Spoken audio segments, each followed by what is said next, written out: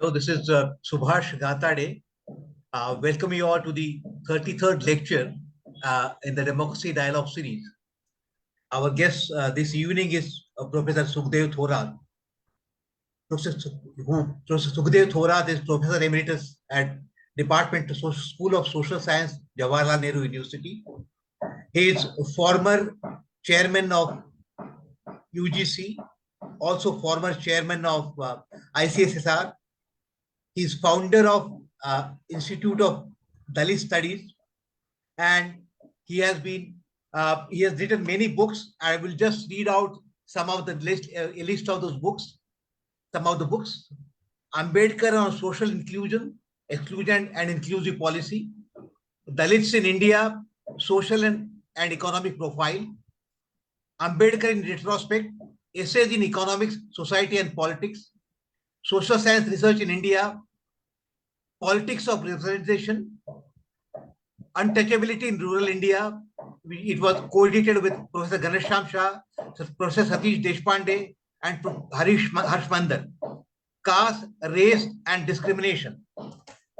This evening, he will be enlightening us about the theme of his lecture is Dr. Ambedkar's interpretation of present national crisis. We are extremely thankful to him for agreeing to deliver this lecture. Welcome, Professor Thorat, for this lecture. Aye. Well, good evening to all of you. Well, thank you very much for inviting me to share my understanding on this particular issue. When Subhash Gatade asked me to speak on this contemporary problem, I thought it would be useful to share with you Dr. Ambedkar's perspective or thinking on the present crisis.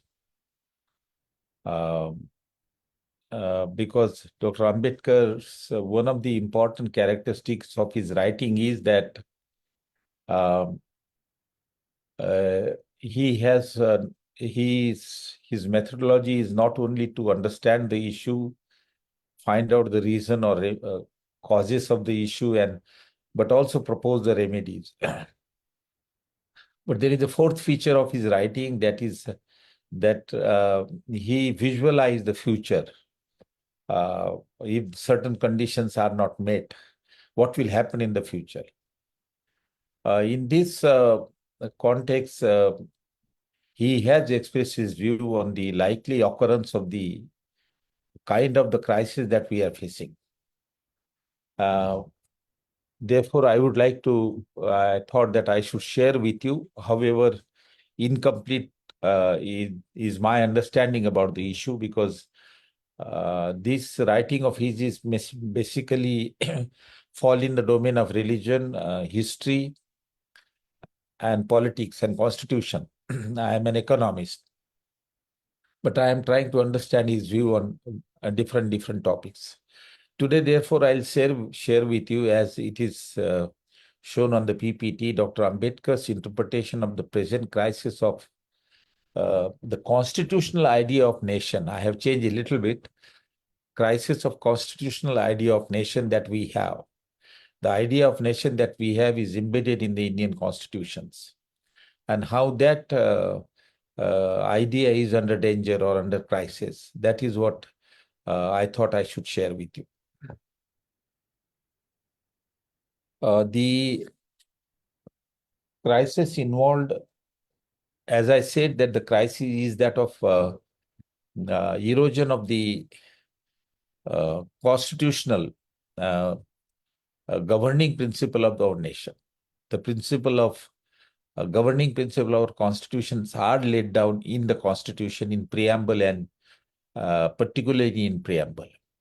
And how those principles are eroding and are under danger, that is what I would like to share with you. Now, those principles are known to everybody, that our nation is governed by the principle of sovereign, socialist, secular, democratic, and republic. that is a democratic nation based on parliamentary democracy, that it is a secular nation, it is neutral between the religion. A particular religion's principle doesn't govern the working of the state. So it keep a reasonable distance from the ideology of particular religion, and that is why we are secular. It is socialist in the sense that the constitution demand that we develop policy which will reduce economic inequalities, and promote the well-being. This is a lot more clarified in directive principle, where wealth inequality are to be reduced in the interest of the poor, promotion of social justice, particularly for scheduled caste, scheduled tribes. So it is clarified, the socialist aspect of constitution clarified in directive principle. It is, of course, sovereign and republic. That is, it's the people that are important in deciding the nation and who governs the nation. The goals are also laid down in the preamble itself. The constitutional goals are to promote justice, and that justice in the sphere of social, economic, and political. But 3-4 principles, goals are very important. First is to promote equality of status and opportunities. In a country, in a society where there is inequality of status and the opportunities are denied on the basis of caste, gender, and others. So equality of status and opportunities is the goal that Constitution laid down for us. Similarly, the liberty of thought, expression, belief, faith, and worship, freedom is the key. Individual freedom is the key goal of the Constitution. Fraternity is equally important, assuring dignity of the individual. Fraternity also involves brotherhood in interpersonal relation. And lastly, the unity and integrity of the nation. So these are the goals which are to be achieved through the state action. Now, what I am arguing is that these goals are under crisis for a simple reason that there is an attempt, particularly from the 1990s, at the political level. There is an attempt to sort of provide an alternative notion of nation and state, and based on different principles which are against the principle laid down in the Constitution. Now, those alternative framework of a nation, idea of nation is, I am coming straight forward to that ideology, is the idea that the nation to be based on Brahmanism, a Brahmanical ideology. There, you all know that when the Constitution was in making, several proposals went to the Constitutional Assembly as to what should be the nature of the Constitution, including Dr. Ambedkar. He wrote State and Minority, which was the memorandum submitted to the Fundamental Right Committee as to what should be the Constitution. So a number of others, and of course the the right-wing Hindu party also submitted the proposal, and the broad idea was that the Constitution should be based on the principle of Hinduism. I am using Brahmanism simply because Dr. Ambedkar used Brahmanism, because Dr. Ambedkar and even other writers believe that there is nothing like Hinduism in ideological sense of the term. What we have is Brahmanism. Of course, the alternative names are mentioned. I'll clarify on that. Vedic Brahmanism, Neo-Brahmanism, Reform Brahmanism. Those terms are used by the scholar. But the simple point is that there is an attempt right from the beginning to have the constitution or the governing principle of the state based on the principle of one particular religion, namely Brahmanism. Now, therefore, I will address by using Ambedkar's view the 4 questions. First is, what is Brahmanism? What does it involve? How its principles are against the constitution, present constitution, and therefore the present constitution is in crisis. What is the intention behind all this? Because this has been going on for several years, I mean, right from independence and even before that. So what is the motive? What motivates the very stubborn tendency on the part of some groups to pursue this goal of Brahmanism? what strategies are used, and then what is the present effort? Is the present effort is a legacy from the ancient past, or it is just one time happening? That is very important point, because that is where the Ambedkar comes in. That this is a legacy of the past which continue from ancient period, carry forward to the medieval and the British, and right up to the framing of the constitution, and it goes on. So it is not a one-time present crisis or effort, but it has a long history. And why there is a long history, that we will try to understand Ambedkar's views. So these are the 4-5 questions that I will read, drawing mainly from the writing of Ambedkar. Now, Ambedkar's explanation, the Brahmanical idea of nation, what is the Ambedkar explanation, or what is Ambedkar's idea? Now, Ambedkar has a theory, or I am using it here, hypothesis. There are three hypotheses of his theory on history, in fact, or on this particular topic. First is that there is a continuous effort on the part of the particular group to base the governance of the country, or through constitution, through Brahmanism. That is the first point of Dr. Ambedkar make it. There are writing of his that about this. Second thesis of his is that it is a continuing legacy, ancient legacy, which is carried forward till the present time. So it is not a one-time affair. It's a very continuously pursued with calmness and goal. And that legacy is, and that strategy is terms of history, interpreting history. He argued that the promotion of Brahmanism comes through the roots of revolution and counter-revolution. So his theory of history, Indian history, is often described as revolution and counter-revolution. He used a very simple word that Indian history is nothing but it's a struggle and fight between two ideologies, two philosophies, Brahmanism and Buddhism, and similar ideologies. So it is how the present crisis should be looked into in the context of this ongoing fight between two ideologies. And he called it revolution and counter-revolution. The Buddhism and the other ideology he called as revolution, and the Brahmanism and similar ideology he called as a counter-revolution. And he argues that there has been a constant struggle right from the ancient time between these two ideologies for supremacy. So, and that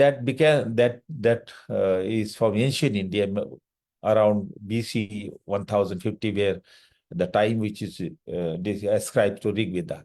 So this is the position of Dr. Ambedkar on the historical development as far as the Brahmanism is concerned. Now let us then look at it. What is Brahmanism in the eyes of Dr. Ambedkar, in the views of Dr. Ambedkar? Dr. Ambedkar has written about Brahmanism in several places.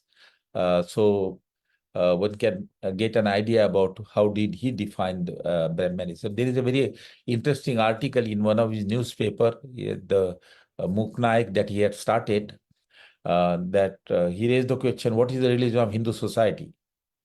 And he said the religion of Hindu society is Brahmanism. There is nothing like Hinduism. We'll come to that issue also, what is the difference between Hinduism and Brahmanism. But he talked about, he has examined, get a detail, the features of the Brahmanism. Now, Brahmanism involves both religious, social, economic, and political ideology. It's not religious alone or social system alone, namely the caste system, but it also involves economic and political ideology, right from the in its ideological content. He raised that the Brahmanical ideology, Brahmanism, raised one particular question: what is the truth? So does Buddhism, and so does other ideology. And he said that I'll come to the idea of Buddhism about the truth later on. But truth, as far as the Brahmanism is concerned, is all that contained in Vedas. That is why you will find that whenever the people even present talk today, talk, they refer to Veda. That's the ultimate truth, and it is permanent, it's infallible, it cannot be changed, and it is of divine origin. That is the concept of truth that we have. There is also a specific idea of religious ideology, that is, God exists. The physical and the human universe is the creation of the God. And so that concept of religion is there. And if for the well-being of the people, what you require to do is to perform prayer, rituals, rites, and sacrifice to the God, and this has to be done through the Brahmin priesthood. So that is the very, very simple and crux of religious ideology that I'm presenting, which is understood by the common people. There are high-level principles; those are different. They are not as relevant as these are. But there is also a philosophical aspect that the religious ideology of Brahmanism also talk about karma, soul, and rebirth. There is a specific theory of rebirth, that rebirth is your present birth is based on the past, and your future birth will present on the present karma. And the karma is carried forward through carried in the next birth through the soul, which is eternal. So these are the religious principle of Brahmanism, which you will think that they are insisted even today, but I'll come to that later. What is the social system that Brahmanism talks about? Social system is basically, it began with Varna system, but it is a caste system which divide the people into 5 group or number of group, decide the status of each of these group, but it also assign rights of each of the group, social, economic, political, religious right of each of the 5 caste. But this entitlement and assignment of right across the caste is based on the principle of graded inequality. Dr. Ambedkar is the first one who has spent quite a lot of time on describing what graded inequality mean. Now, later on, sociologists talk about hierarchy and all that, but he discussed about the graded inequality as a very key feature of the caste system. The inequality, it's not only inequality. Inequality, we know poor, non-poor, proletariat, and bourgeoisie. But this is a bipolar inequality. But graded inequality is something different, that as you go down in the caste hierarchy from Brahmin to the untouchable, the rights goes down. So there is a descending order of rights, and there is a ascending order of rights also. So unequal entitlement of the rights is the major feature of the caste system. And this is in all spheres. This is not only one sphere. This is in social, religious, economic, and political sphere. So that's the social aspect of the Brahmanism. But there are economic aspect also. If you look at the basic economic system, which is proposed, is basically based on the principle of private property, and the motive is material gain. The household, the concept of household is very strong in Brahmanism. More son and the more property, accumulation of material gain, and private property, faith in private property, propagation of private economy in that sense, is the concept of involved in the Brahmanism. Kautilya brought out that also quite clearly. There is also a political system that Brahmanism stands for. There is a volume 4th by Dr. Ambedkar, Riddle of Hinduism, and there is one particular essay, what is the governance in Brahmanism? And to put in brief, he says that it talks about divine governance. And therefore there is a single authority. So political system in a way is divine governance, but single authority, and to put it in a present context, it is a totalitarian political governance that Brahmanism stands for. There is other thing in the political system is that in our constitution, for example, when we say democracy, there are two components. First is fundamental rights, and then the power of executive, legislative. Fundamental right is a key thing in the constitution. Individual freedom of various type, equality, liberty, and various freedom. But in Brahmanism, it denies opportunity of equal essence to the individual with equal right. Individual is not recognized in a caste system. It is the group which is recognized. Individual has no place. An individual essence is not recognized in the caste system as such. Whatever individual get because of his caste, whatever he lose because of his caste. So this in essence, individual essence is denied. In the volume 4, Riddle of Hinduism, there is a very interesting essay by Dr. Ambedkar.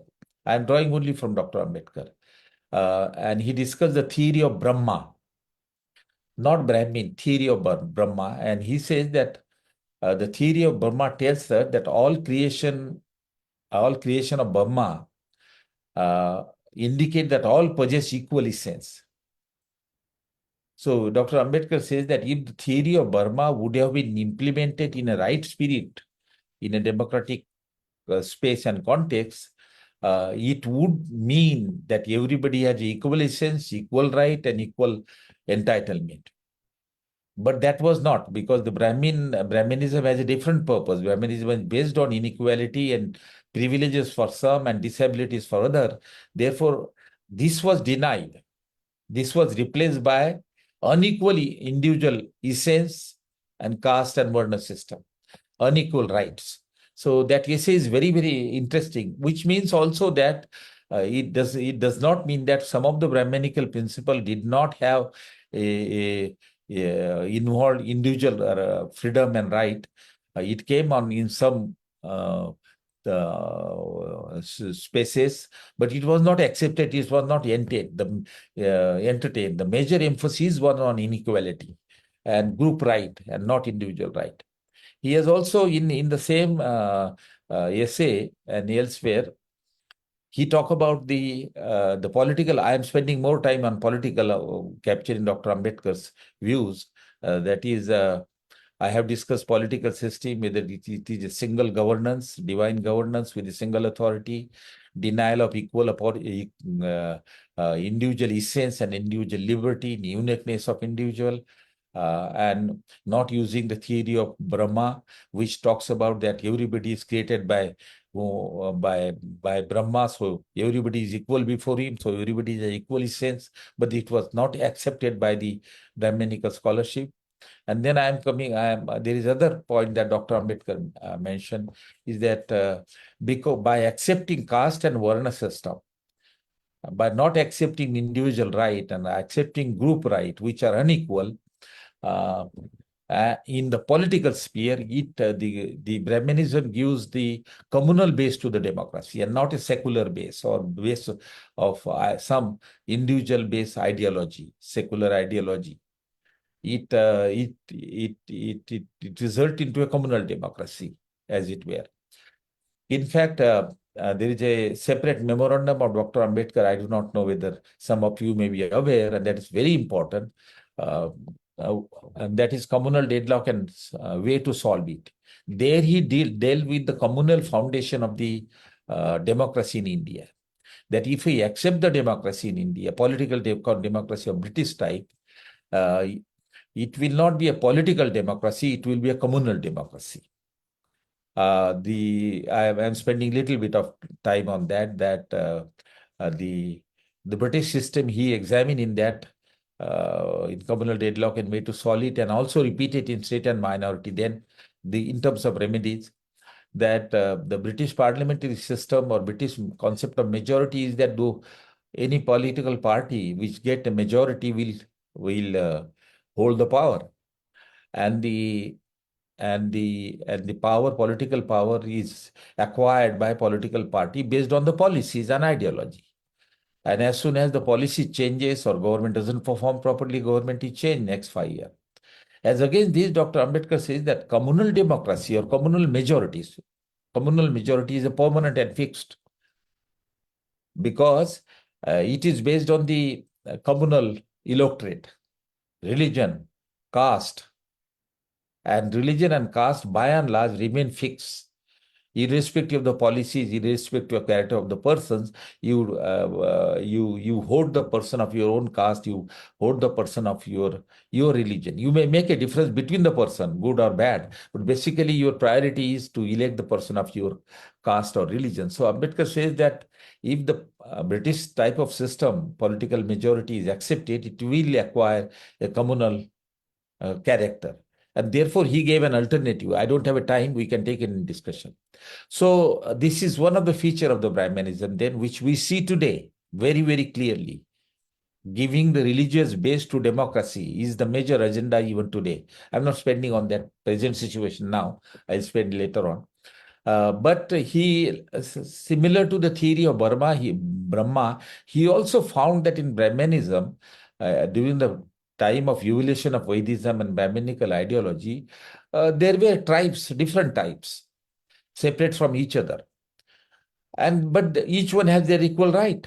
So you are really equal, but you are separate.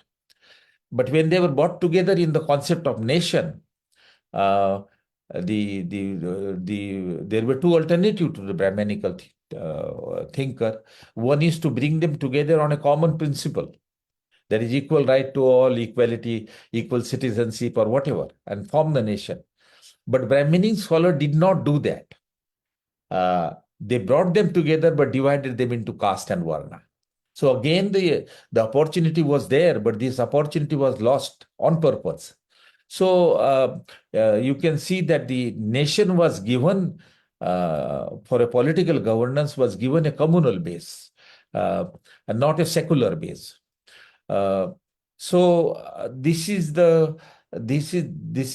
are some of the political aspect of the Brahmanism which Dr. Ambedkar has dealt at different point of time and different places. Now, let me come to the second question. What is the motive behind all this? The reason we have to examine the motive simply because R.S. Sharma, who has written Shudraj in ancient India or elsewhere also, argued that the caste system, Varna system to begin with, started somewhere around BC 1000. And the Varna system, there was a little flexibility that Varna was decided on the basis of your qualities and occupation. But immediately after some time, it got converted into caste system, where the occupation and everything was determined by birth, endogamy, marriage within the caste against, so the sediment tax, the caste system and all that. But that period he is referring to BC 1000. Now you imagine, if we take today, 2014, 2000 plus 1000, 3000 a year, that desire to have Brahmanism continues. Nowhere in the world there is such a stubbornness of adhering to particular ideology, propagating a particular ideology. West had slavery. The moment slavery law was brought in, the slavery is gone.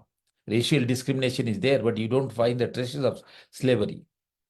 Here we have Untouchability Offence Act of 1955, Atrocity Act of 89, but untouchability is rampant still even today. But the point that I am making that the Brahmanical scholar and Brahmanical organization of a particular type have continuously, with a lot of tenacity and stubbornness and determination and calmness, continue that agenda of Brahmanism right from BC 1000 till today. It goes down. I will come to the period later on. I don't want to spend time. But this tenacity, what is the motive? What does it, why does it, what motivated the organization to continue with that agenda? Dr. Ambedkar examined in Philosophy of Hinduism in that essay in volume 3, the motive is sheer greed and material benefit, both through religion and as well as through caste system. In the religion, the Brahmins' religion is to preach and teach, and that is the occupation. So there is a fee there. There is a dakshina and fee. There are, in the present context in Nagpur, I am in a Nagpur city, there was a demonstration by the by the Brahmin woman and other, asking for the salary for the priests, rightfully so, because teaching and preaching is the occupation of the Brahmins. So they were asking a salary. And I have a feeling in one of the states, some remuneration is given to the priest, where you have to check up that. So the roots of this all, the present situation are on this theoretical aspect of Brahmanism, that the motive is material and economics. There is nothing spiritual about it. And of course, there is a second motive is high social status. But there is lack of morality, the system of devdasi and sexual exploitation of girls in the temple and all that. So you find that the motivation is material, motivation is high social status, motivation is immoral. So that is the foundation of it, and which continue when you benefit economically and socially and otherwise, you adhere to it. And why do you adhere to it? Because your religion is the principal source of it. I'll come to that later. Now, how Brahmanism then stand against constitution? With this feature of Brahmanism, it stand against the present constitution. That is the pain of a Brahmanical thinker, that we have not been able to introduce the element of Brahmanism in the constitution. On the contrary, the element of the revolutionary ideas of Buddhism got included in the constitution, Ashok symbol and other things. Now, you can see that I need not spend time more on this, but insofar as you ask for the Brahmanical principle as a governance of the state, you are against secularism. You are not neutral to the religion. Brahmanism involves divine governors, communal and unequal rights. It is against democracy and democratic principle. At economy level, it talks about private economy and material gain. It doesn't talk about socialistic principle at all. So it is against the socialistic principle in preamble. And sovereign and republic are also undermined. The center and the ultimate power is not with the people. It's power with certain group and class. It's not with the people. People are not sovereign. So you can see that in theoretical term, the Brahmanism is against the governing principle of the Constitution. And of course, it is against the goal of the Constitution. The preamble talks about equality in social and economic sphere. The Brahmanical social system, caste system, talk about the denial of equal right to everybody based on the principle of inequality. Liberty and freedom, which the goal of the Constitution. No freedom of expression, faith and belief, one particular religion. What do you eat? What do you wear? Whom do you marry? All is restricted. So it goes against the principle of liberty and freedom. Fraternity is the major casualty of Brahmanism. Fraternity means brotherhood, dignity of individual, respect. Anti-social element, a lack of fraternity is the key of the caste system.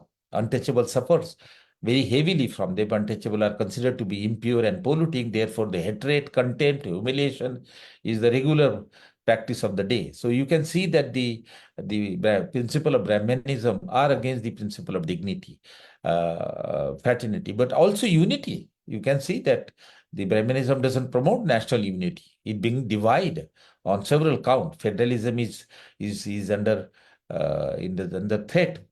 We are moving towards the unitary federalism, unitary state, and not federal state. Now, how this is the first part of it. The second part is that Dr. Ambedkar argued that this is what is Brahmanism is. It originated over a period of time. Brahmanism evolved over a period of time. Lalmani Joshi and others would argue that in the beginning was Vaidism, then Vedic Brahmanism, then Neo-Brahmanism, Reform by Brahmanism. So Vaidism went through various stages. Brahmanism went through various stages. But Dr. Ambedkar major point is here that the Indian history is the struggle between these two ideologies. I have presented the one ideology of Brahmanism, but there were other ideologies against it. And Buddhism was prime, Jainism was there, Lokayat was there, and even Shamanism was there at the time of Vedism. So there was a struggle between these two ideologies or philosophies right from the beginning. Right when the Buddhism emerged with its elementary principle, there was an alternative ideology which opposed these principles. So, first to understand this, the struggle between the two? I'll come to the struggle, but what are the question? What are the issue on which the struggle was involved? That I have already indicated. But Dr. Ambedkar raised this issue in Buddha and his Dhamma and elsewhere also. What is the difference between these two ideologies? Where was the quarrel?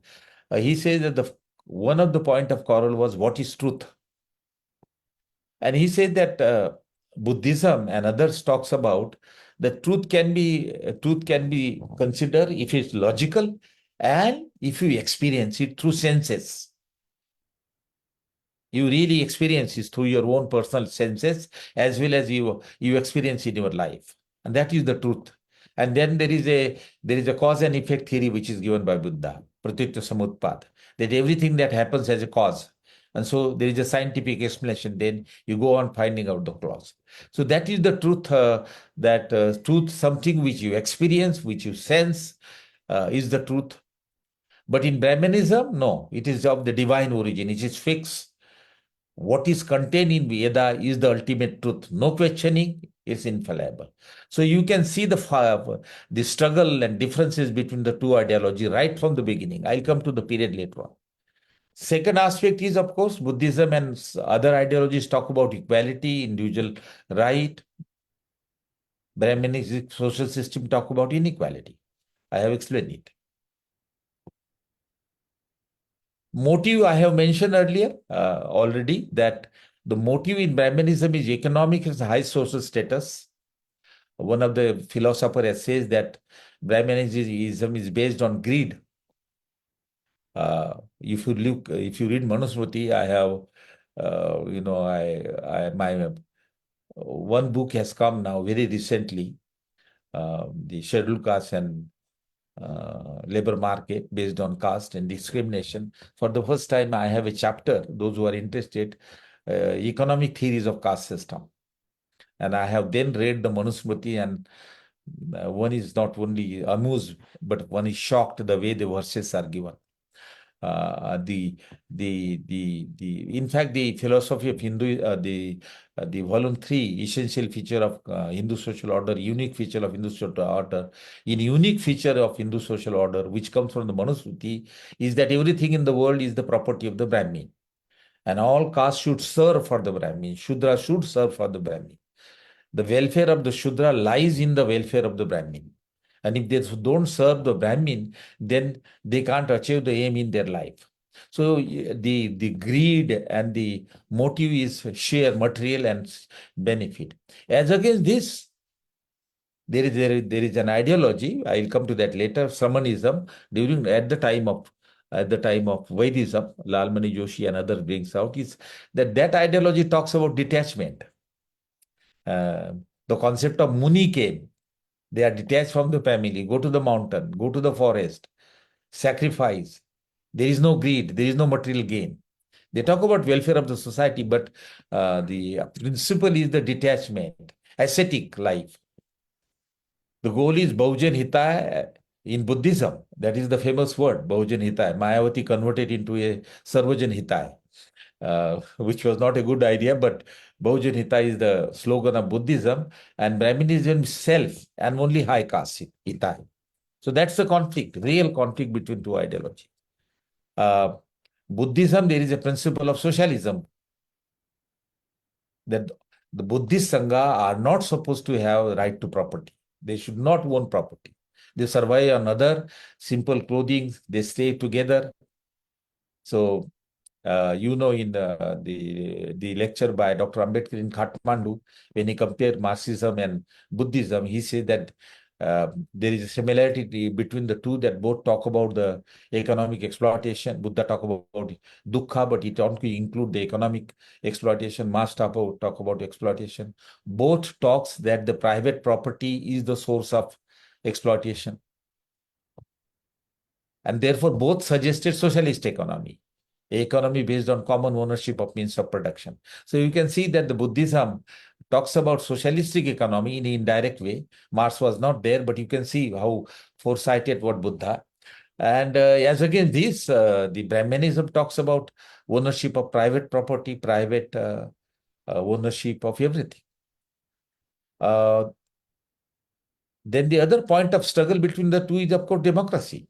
As I have mentioned again, that the democracy based on, there is no idea of democracy as such. It's a governance based on a single divine governance, as against the popular democracy, which is based on the multiple party and freedom.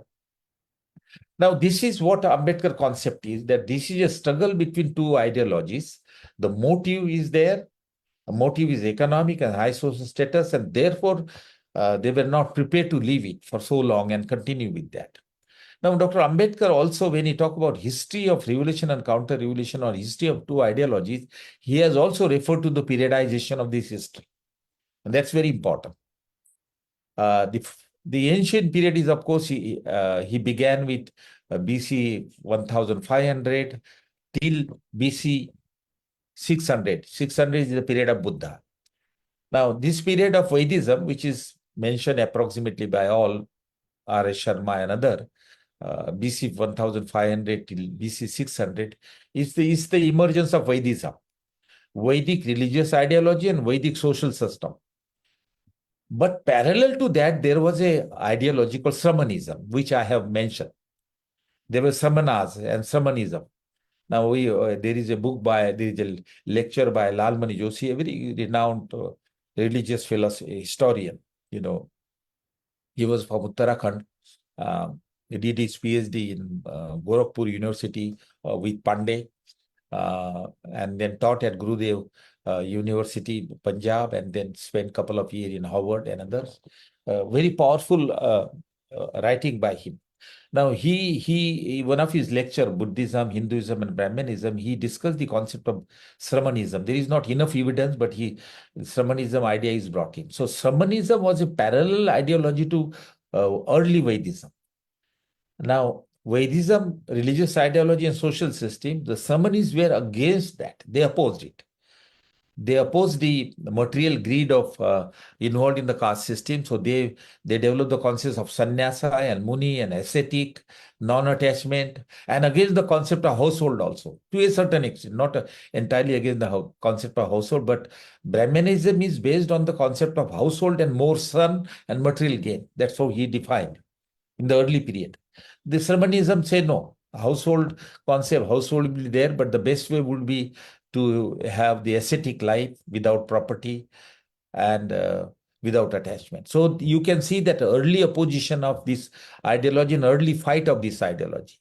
Then come the period BC 600. That is Buddha's period, 500 something.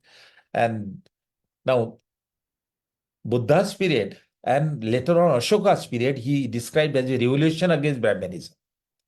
There were Samanists also opposed to Vaidism, but during Buddha's major assault was on Brahmanism and Vaidism. And I don't want to go into that. I have indicated about it.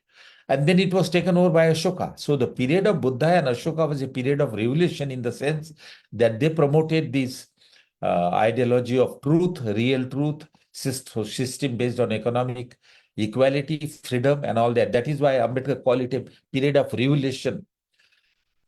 But then immediately it was followed by a period of counter-revolution. And that break-even point that Dr. Ambedkar and many others talk about is the rise of Purushmutta Shunga, who killed the last Maurya king, Buddhist king, around BC 180. He became the general. That was not the occupation of the Brahmin, but that is what he did. This is a very important point of Dr. Ambedkar in the history, which we have to remember here. That is that the Buddhism and Ashoka has resulted into the erosion of the privileges of the Brahmin. Religious thought as well as the social system. Through this, their privileges had been reduced quite considerably, and they were really internally looking forward for a change. And therefore, the Brahmin military general openly killed the last Maurya king and took over the kingdom. and then reinitiated Brahmanism. That is what they say. Dr. Ambedkar says that. And then they introduce Ashwamedha, जो horse को छोड़ते हैं, that it began again. As long as the horse travel and walks, that became the territory of the king. But Dr. Ambedkar says that since the Brahmin had lost their privileges, Manusmriti was returned during that point.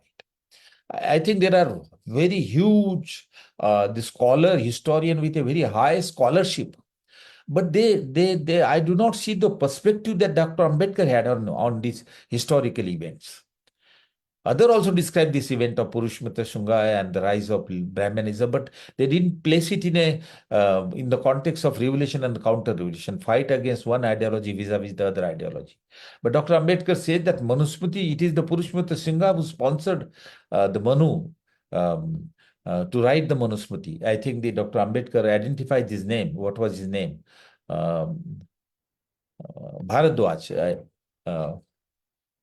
I don't remember the first name of the Manu now, that Manu, but there are several Manus. Manu is a token name, code name, but the Bharadwaj was the one who wrote this Manusmriti. Now, Manusmriti, Dr. Ambedkar analyzed in greater detail and identify the counter-revolutionary doctrinal changes in this Manusmriti. There are several aspects, but he also pointed out this, that if you look at the Manusmriti, for the first time, there is an attempt to retain the privileges of the Brahmin, to bring the privileges of the Brahmin to such an extent that there are verses which say that everything in the world is the property of the Brahmin, and then all privileges are given. Why? This has happened because the earlier period, the privileges had gone, so this should not repeat again. Their provision was made in the Manusmriti, which later on converted into law, so that nobody can take away those privileges. Manusmriti is one of the important characteristics is that it is not only ideology, but is the ideology converted into law with a support from the religion. So it's a Manusmriti is a book of moral as well as legal. But the important feature is it has an element of counter-revolution, bringing the Brahmin privileges, religious Brahmanism into the practice. So much so that Dr. Ambedkar examined and he pointed out that, for example, in the caste system, occupation are divided and they are fixed, not to be changed. But complete freedom was given to the Brahmin for the first time. That if Brahmin doesn't survive through teaching and preaching, he can enter into military. If he doesn't survive through military, he can take Vaishya trade, business.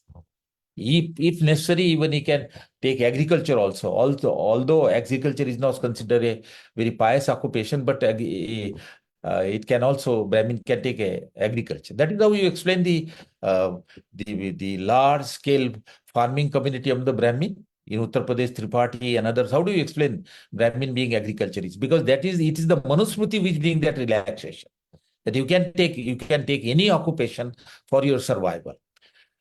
This privilege was brought in the Manusmriti on very purpose.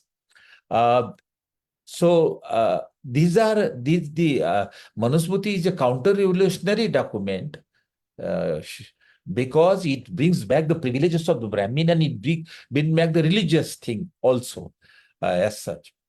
Now this counter-relation went on. I think I do not have a greater idea. I have not read it, but most of them talk that from Manu onward till 2000, AD 2000, the assault on Buddhism and assault on the Buddhist philosophy was so high that Buddhism disappeared by AD 1200. And Brahmanism emerged as a very, very strong force in Gupta's empire as such. Now, I wouldn't want to spend more time here because the main point is the present period. Then the medieval period. The Mughal didn't do much. They didn't touch caste system. They didn't touch much Buddhist, the Brahmanical religion. They didn't touch much. The temple and the masjid, the temple and the masjid fight still goes on. That's another matter. But the privileges of the Brahmin and religious ideology was kept inside. intact. If you look at the writing by Mosvi, a historian from the Aligarh Muslim University, she described the first attack of Khilji, I think, in the Sindh. Alauddin Khilji or some other Khilji, I'm not quite clear. And it was a Brahmin kingdom in the Sindh. And they captured the Brahmin kingdom, but she described that all the privileges of the Brahmin were kept intact, but the low caste, their disabilities were not addressed. And there is a reference there that all these low caste, and there were monks, Buddhist monks, because Buddhism has declined by that time. The Buddhists, they were their disabilities were kept as it is. And she also goes on to argue that the social stratification was not immune to the Islamic society. There was a social stratification. So when they found the social stratification in India, they had no problem in accepting it, as a matter of fact.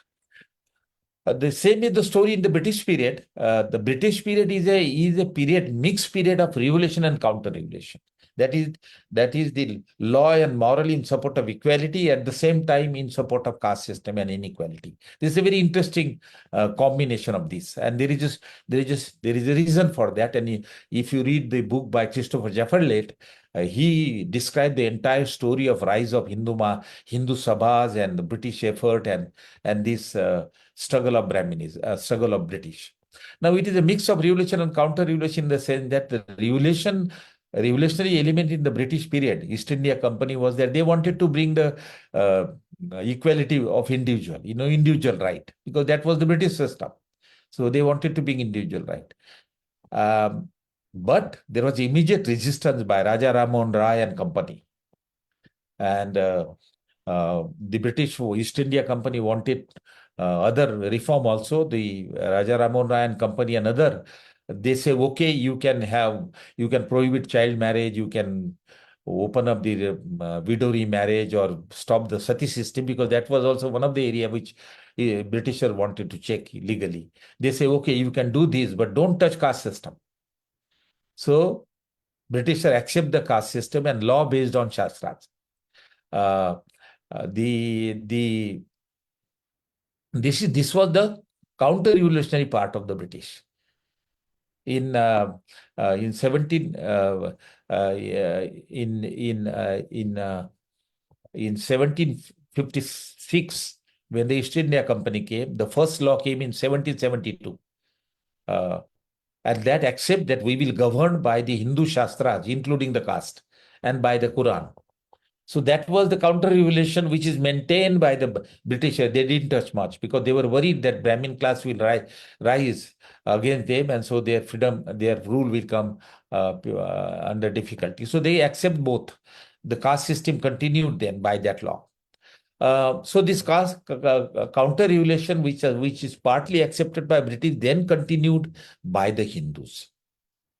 The moment the Hindu realized that the British is going to have an assault on our caste system and on our certain other principle, the mobilization of Hindus started, and this has been described by Christopher Jaffrellet in a very nice and proper way. So Hindu Sabha movement start in right from 1775 till the Arya Samajis, the Brahmo Samaj was set up, Arya Samaj was set up, Pratna Samaj was set up, Hindu Samaj formed in UP. This was in opposition to the British that the Hindu consolidated. And also some favor shown by the British to the Muslim, Hindu consolidated what is called Hindu Sabha movement. Christopher Jaffrellet described that, and which resulted ultimately into 1915 Hindu Mahasabha. And Madan Mohan Malia was the chairman of that. Later on in 1930, Savarkar was made a chairman. And it is Savarkar then who brought the concept of Hindu Rashtra. And to convert the Hindu Rashtra into practice, being in the society, we have then RSS in 1925. Now, this is the counter-revolution which comes up to 1925. In response to British, but the motive is the same: to preserve our privileges. Our motive, caste system should be retained, religious privileges practices should be retained.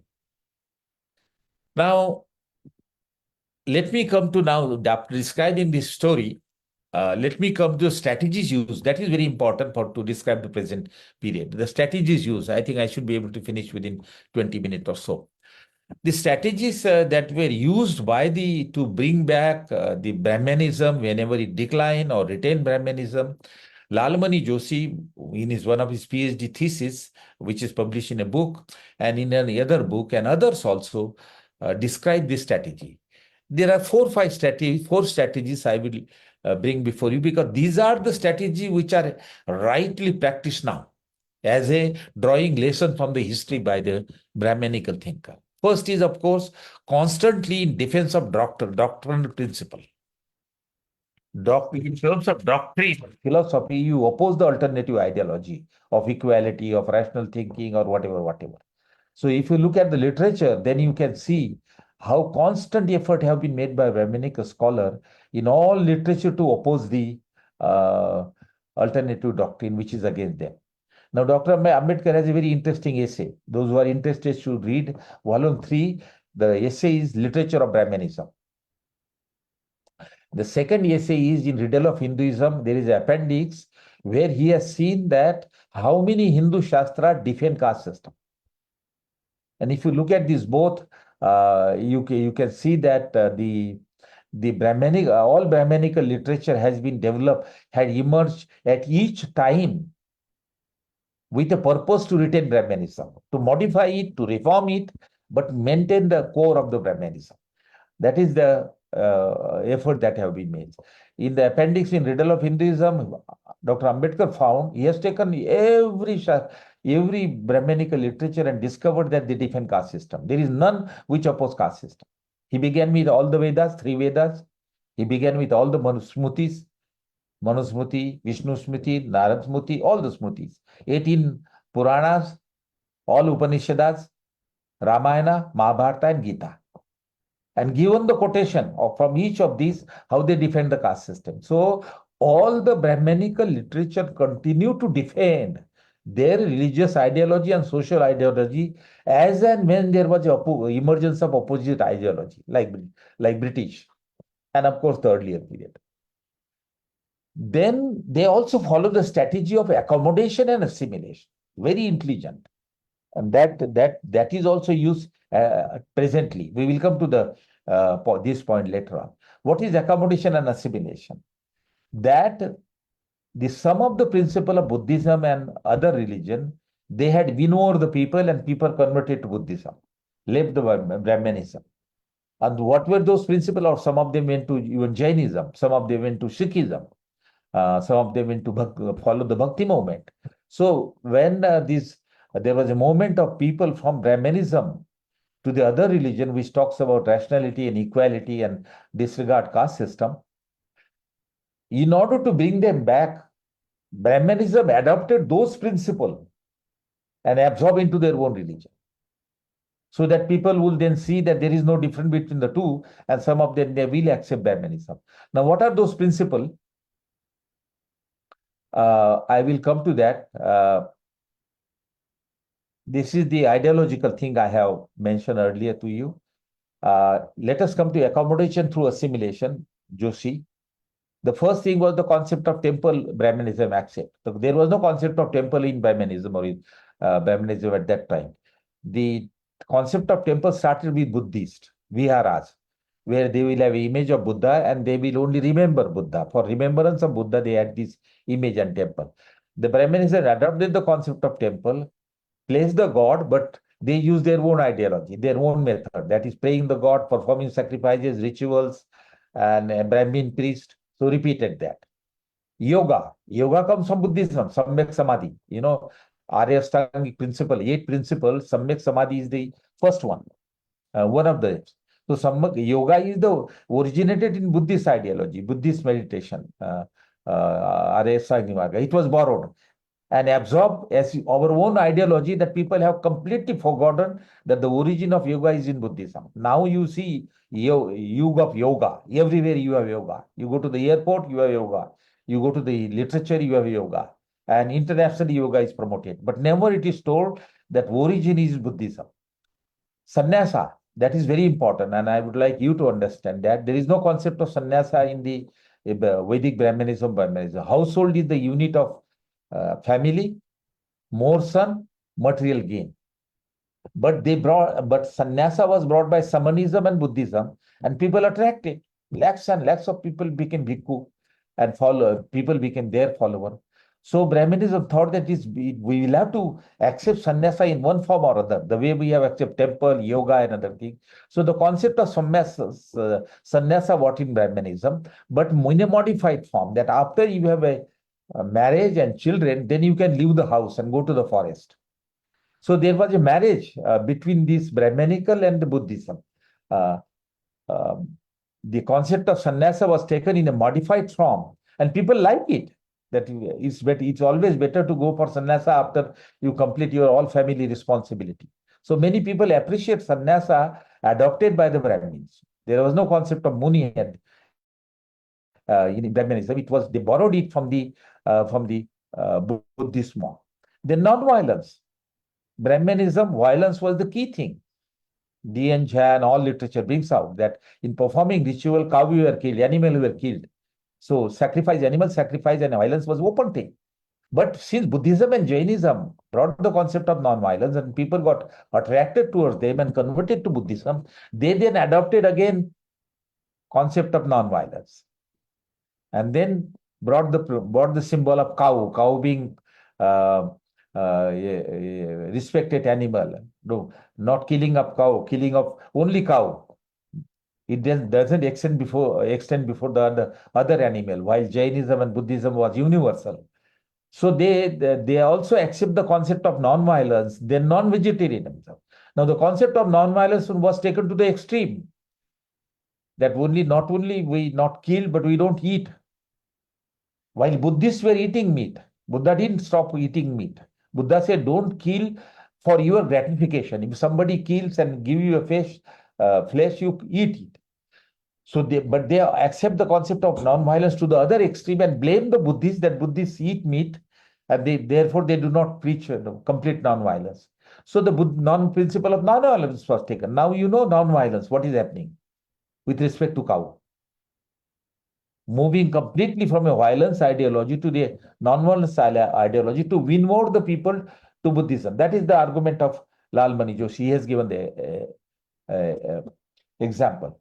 In fact, then Lalmani Joshi quote Radha Krishna and Vivekananda, who are a philosopher, a Brahmanical philosopher, how Buddhism was killed through the policy of accommodation and assimilation. Now let me read you this sentence. Radha Krishna says, Brahmanism has killed Buddhism in a fraternal embrace. Premachi mithi marun. Because they accepted their principles. The assimilation went to the extent, I forgot to tell you, to the extent that Buddha was made the avatar of Vishnu, ninth avatar of Vishnu. That was the highest level of assimilation and accommodation, just to kill Buddhism. Radha Krishna is very right. Brahmanism has killed Buddhism in fraternal embrace. Then Swami Vivekananda said that the Hinduism threw away the Buddhism after taking it sap. So they took all the good principles from Buddhism, sannyasa, yoga, non-violence, and made their own, made use of that, and then throw away the main Buddhist principle. That is what the meaning of Vivekananda is. So you can see the strategy of accommodation and assimilation was used by Brahmanism against the alternative ideology which talks about rationalism, equality, and all that. Not only Buddhism, but other religious things. Then acceptance and distortion in the process of assimilation in Brahmanical ideology. You accept it, but in some area you distort it. And Tantraism is one. Lalmani Joshi talks about that.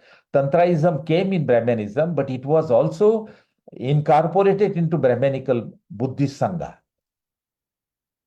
And that is why you see in Tibet and even in Nepal, the Buddhist Sangha have fallen prey to Tantraism, all kind of Tantraism, which led to destruction of Buddhism. Then there was in the medieval period, there was a revolution also. I forgot to tell you that the Mughal did not interfere, but there was a movement of bhakti reform. You may have Kabir, you may have many other, but in the medieval period, you have Nanda, you have Tukaram, you have Mira, all these reformer, Bhakti reformer, they talk in favor of religious equality and sometimes social equality. Chokamela, Achyutanand, there are many of them who they talk in that medieval period. Now, what policy was adopted by Brahminism? That they adopted them, but converted them into a god and made their temple, but forgot their teaching and assimilated in Brahmanism. If you go to Delhi, go to Lodhi State, Lodhi Road, there is a temple by Namdeva. Namdev was not a god. Namdev was a poet. His 40 verses have been adopted by the Guru Gobind Sahib and included in that Guru Granth Sahib. 40, which talks about equality. Now that Namdev has been converted into a god. There is a temple on the Lodhi Road, and in Maharashtra, of course, Tukaram, Gadge Maharaj, all are for all the temple have been breed, and in fact, puja is being performed. Gadge Maharaj of Amravati, his temple is built in Amravati. He was against ritual and prayer. He's converted into a temple and prayers are conducted. Exactly the opposite. So you adopt the bhakti poet, convert them into a god, prepare the temple, but forget their revolutionary ideology. That is the strategy that they have used even in medieval period. Now, the other strategy, which is the last strategy, use of violence, which you find today. Because it should not come as a surprise for the violence being used by Brahmanical element, because this is a legacy of the past. If there is a threat to Rahul Gandhi, of violent threat, if Devdatta Dabholkar is killed, if there is a communist leader from Kolhapur is killed, if a journalist from Karnataka is killed, so violent method are used. Violence method against Muslim or Dalit lynching in Ahmedabad, or Dalit lynching goes on, burning of Dalit houses the other day. So if violence is used, it is inbuilt in Brahmanism as a method. That you don't blame the people. People follow that method which is given, and that has been used from the very beginning. Now, Dr. Ambedkar has an article, Fall and Decline of Buddhism. It's not rise and fall of Buddhism. It is a fall and decline of Buddhism. So he says the fall is because of the attack by Islam on their viharas and all that. But decline of Buddhism came through the assault by Brahmanism against Buddhism. Because there was a big Buddhist society during Ashoka's period. 2/3 of India was Buddhist. Where did this society disappear? By AD 1200. That is because the Brahmanical society was so much against, and king also, so much against the Buddhist monk and Buddhist people, that many of them converted to Islam. That is the explanation of Dr. Ambedkar and also all other theories also, that other scholar also, that how do we explain the predominant population of Muslim in Bengal, United Bengal and Bangladesh, and also Northeast. It is because of the attack of Brahmanic king on the Buddhists that the Buddhists converted to Islam in mass over a period of time. The monk left and ran away to China and then to Korea and then to Japan. That is how the Buddhism went there. But the violence was used by the Brahmanical society and the state also. So that is the explanation of Dr. Ambedkar. But Joshi has very rightly, who is a very rigorous scholar, he has mentioned this, and I want to read to you. There is a evidence of Brahmanical Hindu intolerance of hostility towards Buddhism and other non-Vedic tradition, not only Buddhism, but other non-Vedic tradition. Most of the extent Buddhist images in Indian museum are damaged and mutilated because of human vandalism. And not all this vandalism can be attributed to Muslim invasion or accident. So he is saying Brahmanism is responsible. This is what he writes. Of thousands of Buddhist texts in several Indian languages, not more than 4 have survived in India. Brahmanical occupation of Buddhist shrine also suggests Brahmanical occupation of Buddhist shrine. You know what is happening in Goa. Still struggle is going on to hand over the Gaya Buddhist the Buddhist proper, because 4 members of that organizing committee are Brahmins, Hindus. Majority of them are there. Buddhists are not. So he is writing, Brahmanical occupation of Buddhist shrine also suggests persecution and violence. Typical orthodox Brahmanical attitude to Buddhism is reflected in the following statement made in a secret book of Hinduism. A Brahmana who enters a Buddhist temple, even in a great calamity, cannot get rid of sin by hundreds of expirations, since the Buddhists are heretic and critics of Veda. You see the conflict to ideology very clearly. This is from some Shruti, which is given by Dr. Ambedkar as well as Lalmani Joshi. Now, violence, ultimate evidence of violence. There is a lot of writing on violence, but those who are interested must read this book by Goani Verendetti in a recently published book by Oxford 2010. He just expired 1 year before. He has given a detailed account of violence used against Buddhism in a book, Hardship and Downfall of Buddhism in India, 2011. Now, these are the techniques which are used historically by the Brahmanism. I have given you 4 ways. Now, let us come to the present situation for another 20 minutes and I close.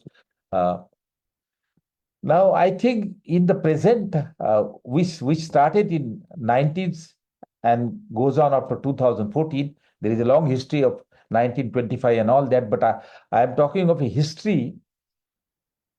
Dr. Ambedkar has a very powerful sentence. I read for you. Doctrinal revolution towards Brahmanism through political and social revolution. That is through the capture of political power and social society.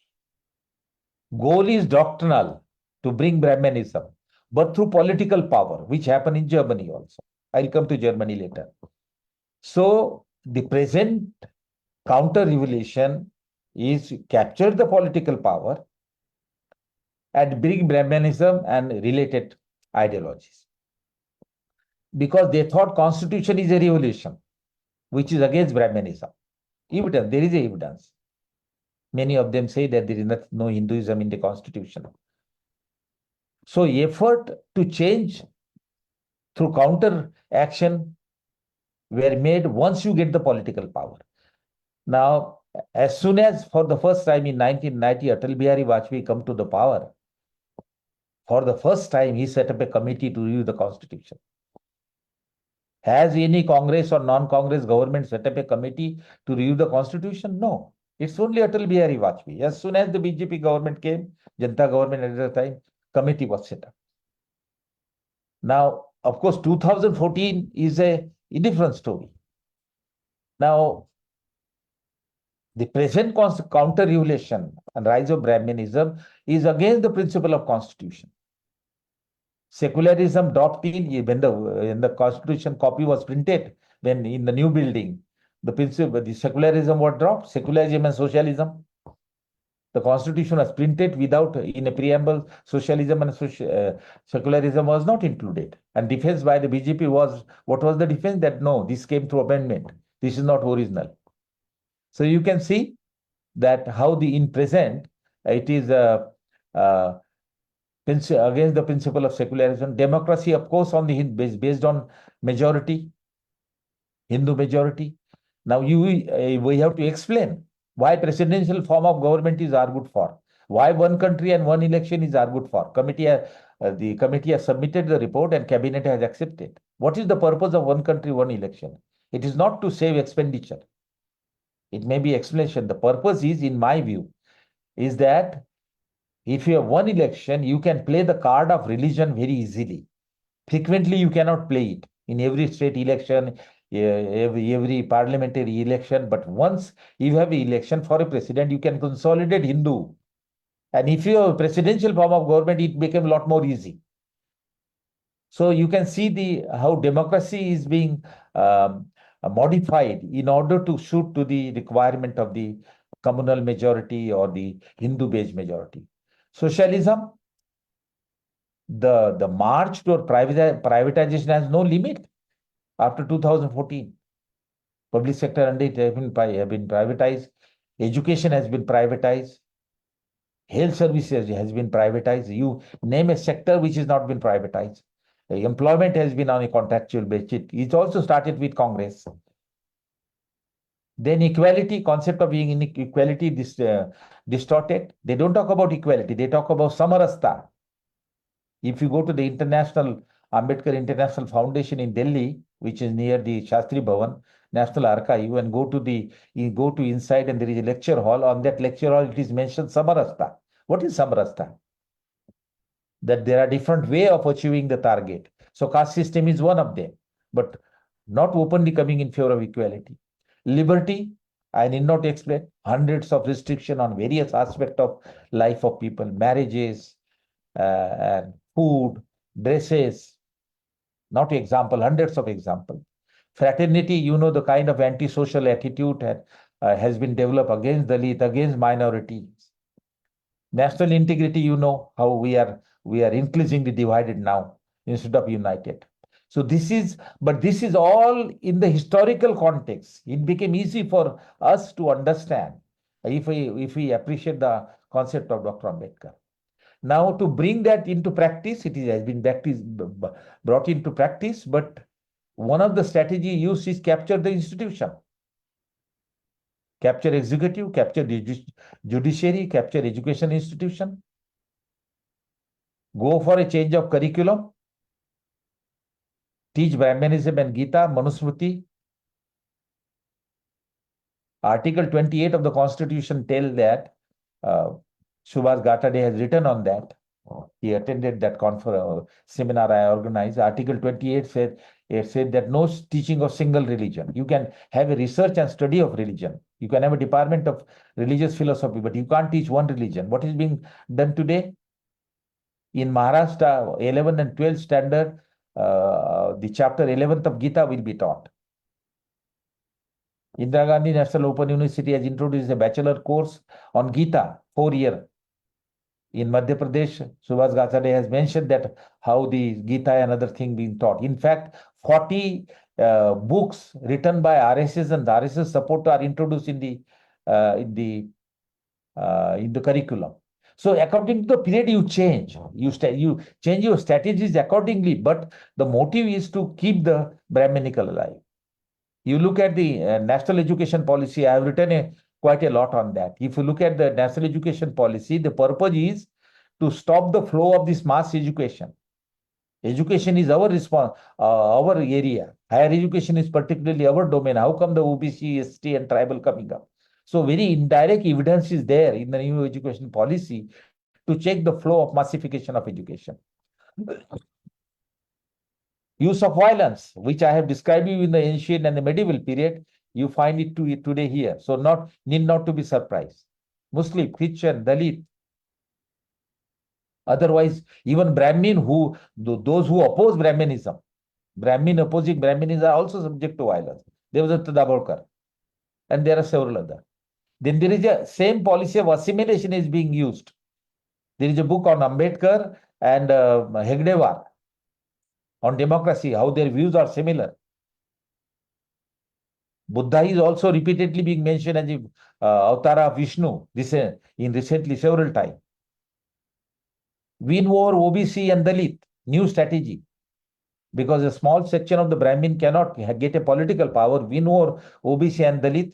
This was a strategy about 30, 40 years before, and which they have succeeded. But this strategy was used earlier also. Valmiki wrote Ramayana. The Valmiki Ramayana defended caste system. You know that, Sambuka and all that story. How can an untouchable write a Ramayana and defend the caste system? But it was the ingenuity of the Brahmanical scholarship that they convinced the low caste Valmiki to defend the caste system. Same is the case with Lord Krishna. It may be interpolation, Gita may be interpolation in Mahabharata, but who is the author? Lord Krishna, who is Yadav, OBC, and he defend Varna system. Same strategy. Vyasa was a non-Brahmin.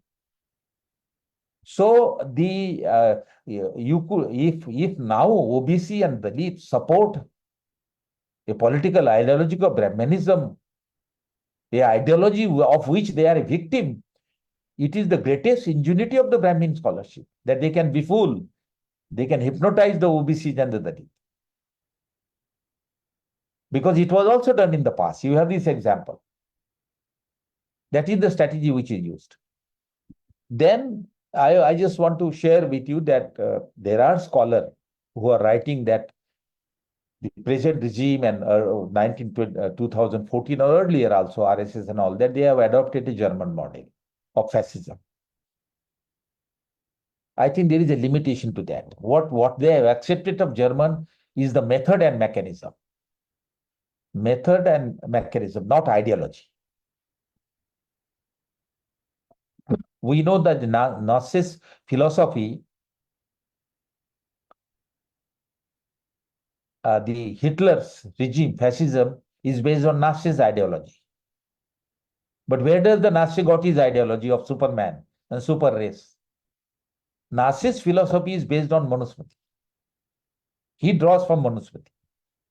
And Ambedkar said in Philosophy of Hinduism that I hate to mention that Manusmriti, that the Nazism is based on Manusmriti. And I read out that quotation for you so that you know that how the even fascist ideology of Germany, which is supposed to have been borrowed here to a certain extent, is based on Manusmriti. Now I read this quotation. Dr. Ambedkar writes, the parallel to philosophy of Brahmanism is found in Nietzsche. Nietzsche's thought is Hitler in action. That's what Ambedkar writes. Philosophy of Superman or race. Nietzsche himself has declared that in his philosophy, he is only following the scheme of Manu. In the book Antichrist, he has written. Now I give the quotation of Ambedkar. This is Nietzsche. When I read the law book of Manu, Nietzsche is saying, an incomparable intellectual and superior work. It has a genuine philosophy behind it. It is replete with noble value. Sunshine all over it. Look at the praise by Nietzsche of the Manusmriti.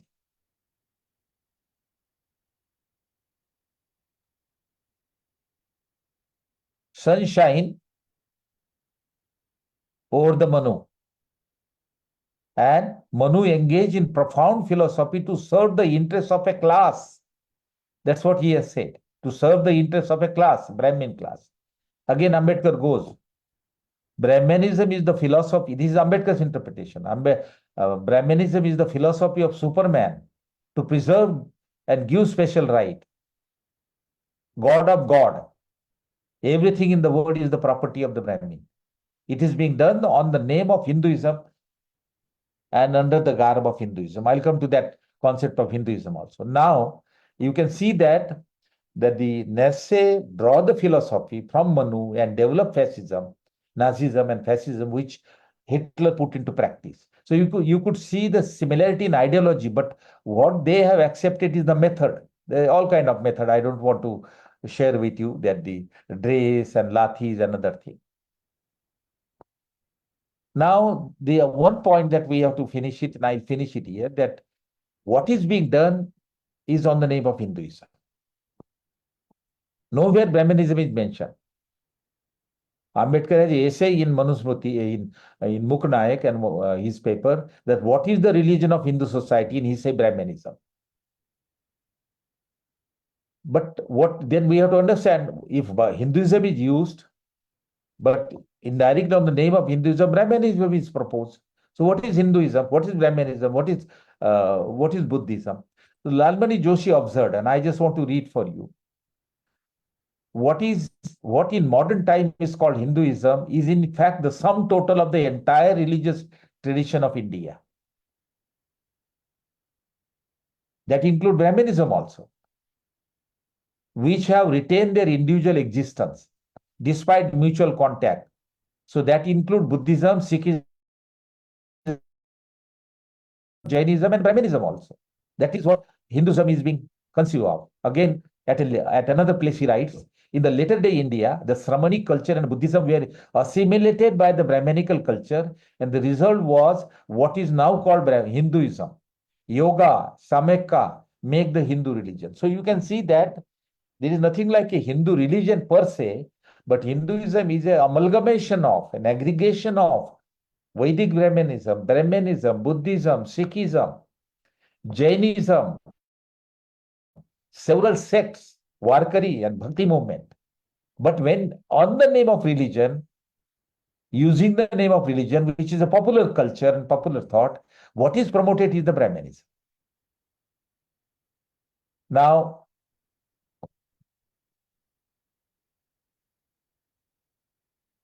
the Lal Mani Joshi then say that with all this assimilation and accommodation and all that, this is very important sentence of his, and I will read for you.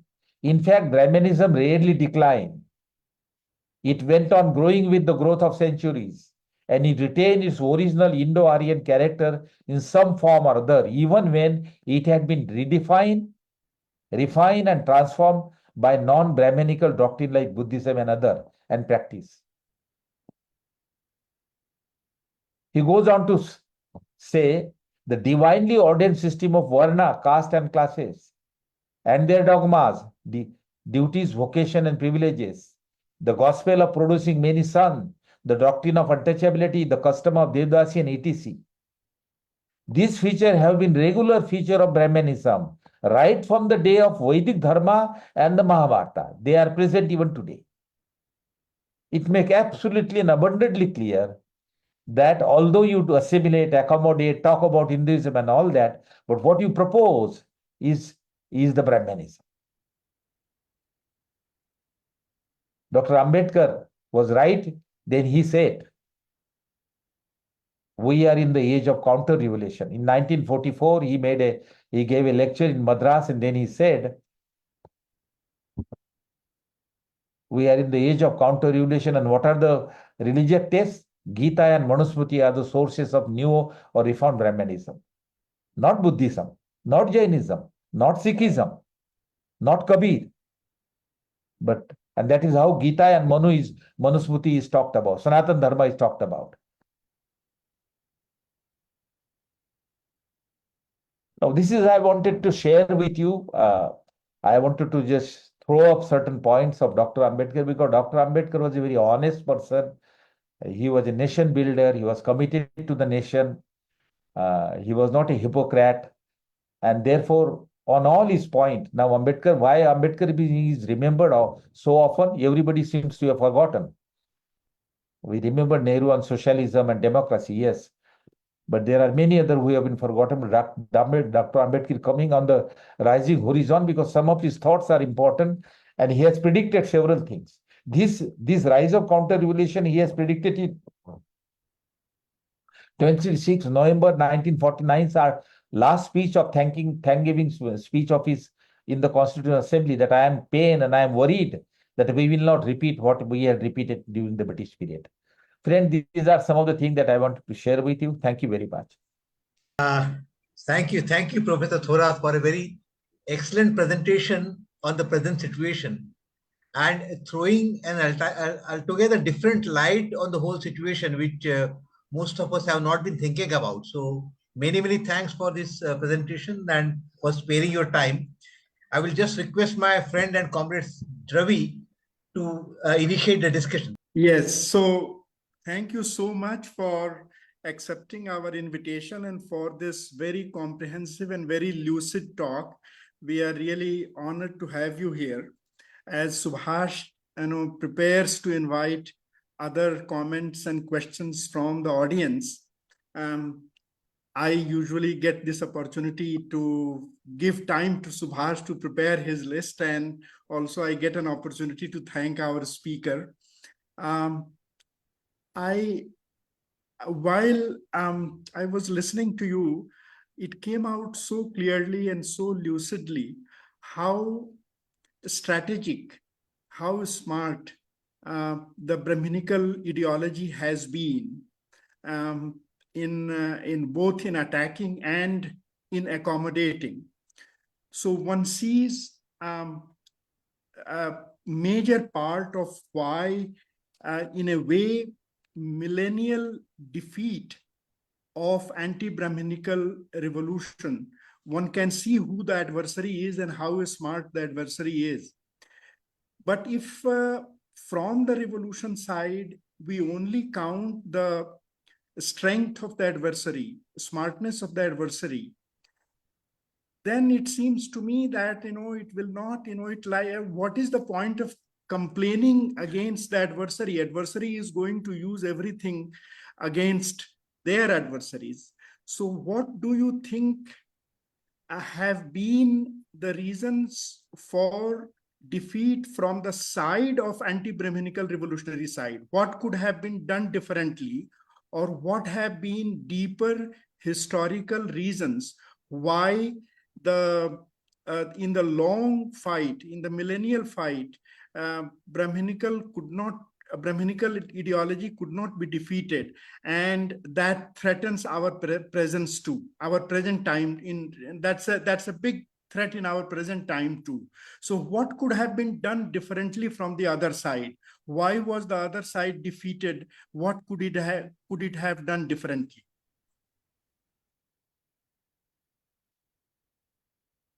Well, I don't know, but I can only reflect on some of the thing that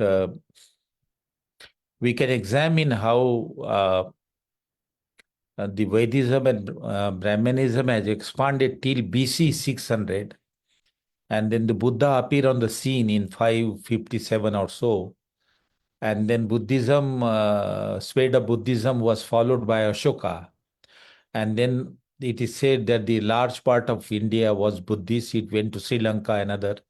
So one has to examine as to what method were used by Ashoka in a way to expand the ideology based on equality, rationalism, compassion, and all that. So that there is a lesson from that. There is also a lesson from the counter-revolutionary effort. I think the most important lessons to me is, which is directly comparable today, is capturing a power, political power. If you have a political power, then you can change the legal system and implement it and force it. And I think the present regime knows very well. So that important sentence of Dr. Ambedkar, doctrinal changes through political revolution means capturing the power. So they realize, and that lesson is also from Germany. Hitler respected democracy. Hitler recognized that it is only through democracy that they can bring fascism, and they brought it. So now also the political power, instrument of political power, which then with after Purushmitra Shungadian series of king, Brahmin king, these Guptas, continuously then the kings were Brahmin, and they brought Brahmanism. But also there is another point that the antagonism of one society against the other, the Brahmanical society, the high caste society becoming antagonistic to the low caste and leading it to the disappearance of then Buddhism. So role of society is also very equally important. Now you can see in a society what kind of antisocial element and activities are being brought in. So my key message would be the political power. What you need is to change the political power. Then you cannot change immediately because the impact of Atal Bihari Vajpayee government remain for several decades. And now, if the capture of the institution, I was chairman of the UGC and everything. People comes to me. Not there is a single central and university or institute of management or IITs where the head of the institute or vice chancellor is other than the ideology that they want. And other organization, I do not know. So that will take a time because you would have changed. Classical example is that JNU has been destroyed completely. I am a professor emeritus there. So you can see, you cannot rebuild JNU now the way it was. It was number one university in the country. It continues to be number 2, 3, but it was in social science, its ranking was 25 or 27th in the world when I was chairman of the UGC. So it will take time, but the only solution is the change of political power. There is no other, at society level, you cannot do it. Political power. Then you change law, then you change different thing. That is my feeling. Thank you. Please. So it was wonderful, really. Thank you so much. Very educational. But one question that I'm very curious about, in the spectrum of revolution and counter-revolution, you talk about Brahmanism and Buddhism. Where did he place Marxism and socialism in that spectrum? Ambedkar. Yeah. Oh, yes. Yes, of Yeah. course. Okay. We are I think talking that's, yeah. based on his writing. See, Dr. Ambedkar's journey is a very interesting journey as far as his socialistic idea are concerned. I, being an economist, I have written on his thoughts. He came on political scene in 1920 in Bombay. And at that time, all ideological stream were available in Bombay and in the country. You had a Congress with middle path. You had a Communist Party had to emerge during 1920. Socialist emerged during mid-30s, Lohia and others. And of course, the capitalist thinker were certainly there. And then, of course, Hindu Mahasabha and RSS, these all ideology were around him in Bombay. And he grew in that ideological and interacted with Savarkar, interacted with Golwalkar, interacted with many other, Shankaracharya, Dr. Munje, and others. And of course, worked with Dange. They fought election together in 1937. So very closely. From 1920, to show the time, from 1920 to 1947, if you look at Ambedkar's economic thinking ideology, it is of a particular type. Dr. Ambedkar did his PhD in economics and provincial finance from Columbia, did his another PhD, what is called DLIT, exchange rate. And then in 1980, when he joined a Sydenham College, the principal of the Sydenham College, Indian Economic Association was formed in 1917. And principal of the Sydenham College, where Dr. Ambedkar got a job for economics, was the editor of Indian Economic Journal. So Dr. Ambedkar published an article, issue of small holding, but it was a theory of economic development. In fact, a theory economic development.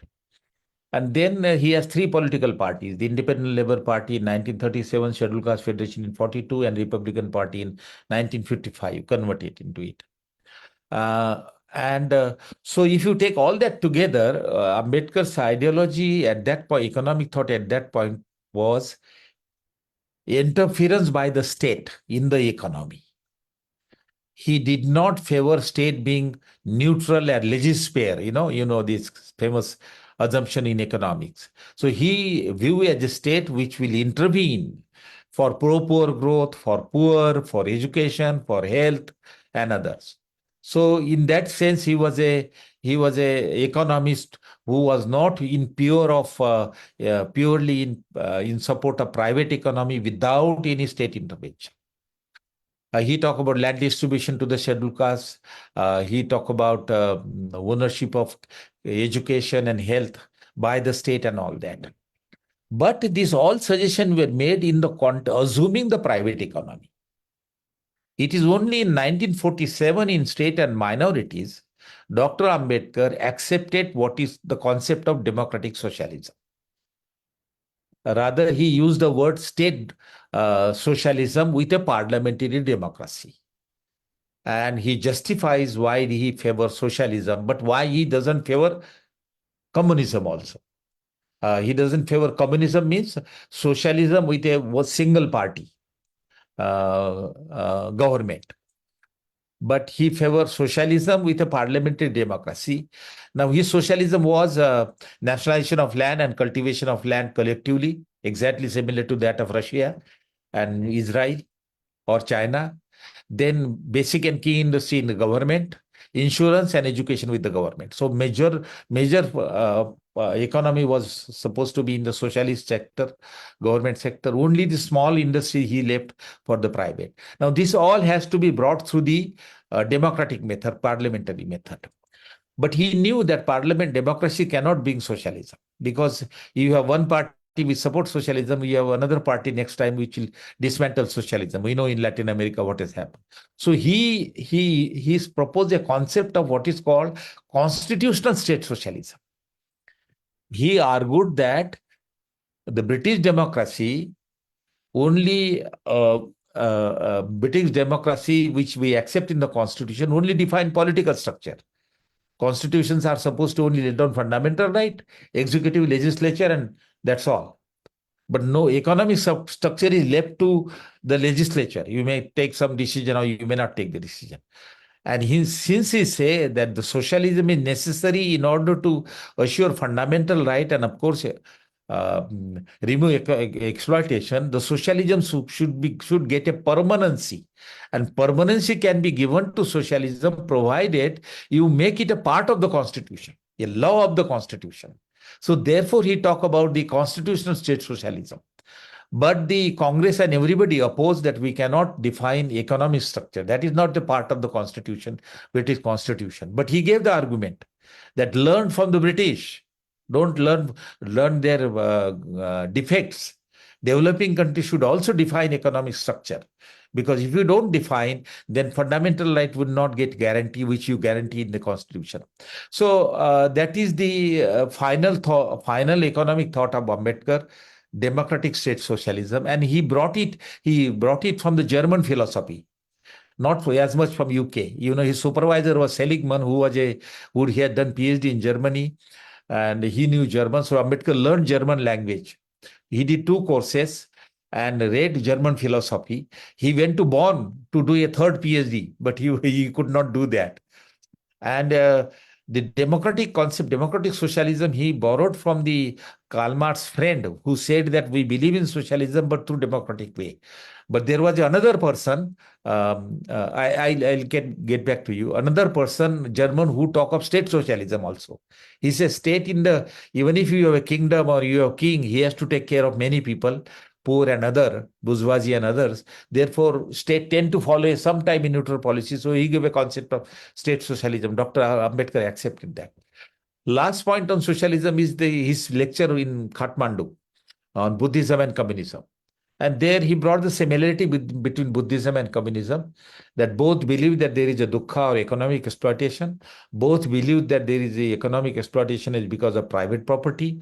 Both believe that economic exploitation can be removed provided you have a common private property is removed and communal property, common property or state ownership is brought in.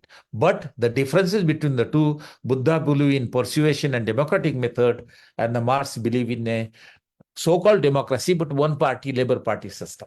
So this is what there are other thoughts of his economic development when he was the member of Labour Minister. So my question slightly modified. Thank you Please. very much for the answer. But my question is, why did he not choose to use whatever his definition of socialism was as an instrument of counter-revolution?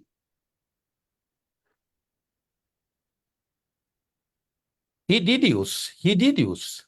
I mean, Ambedkar was a revolutionary. But Certainly. he used Buddhism as an instrument of counter-revolution. Buddhism. Yeah. Why did he not explicitly choose? No, he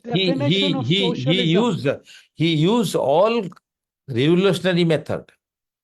One is, of course, socialism with parliamentary democracy, justifying the interference by the state in the economy in favor of poor. And at the religious and social system, he accepted Buddhism in 1956. In 1936, he declared that he was born as a Hindu but won't die as a Hindu, and gave 20 years in annihilation of caste. He said that I give you 25 years to have a book which taking all religion in India, which will be based on the moral principle. The Brahmanism did not, Brahmin did not accepted that for obvious reasons. So he converted to Buddhism. So Ambedkar was a contemporary greatest revolutionary against the counter-revolution of Brahmanism. Hindu Mahasabha, RSS, and others.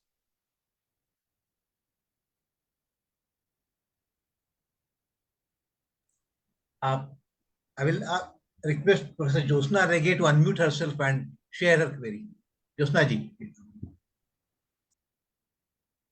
Thank you. Thank you, Ravi. Thank you, Dr. Thorat. I don't really have anything to say, just so many thoughts of the scope of your presentation.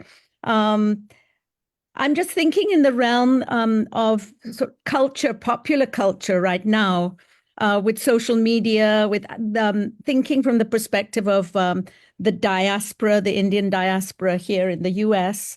The way in which forms that have become popular, the Gita, yoga, bhakti poets, the way they've been strategically incorporated into Brahmanism.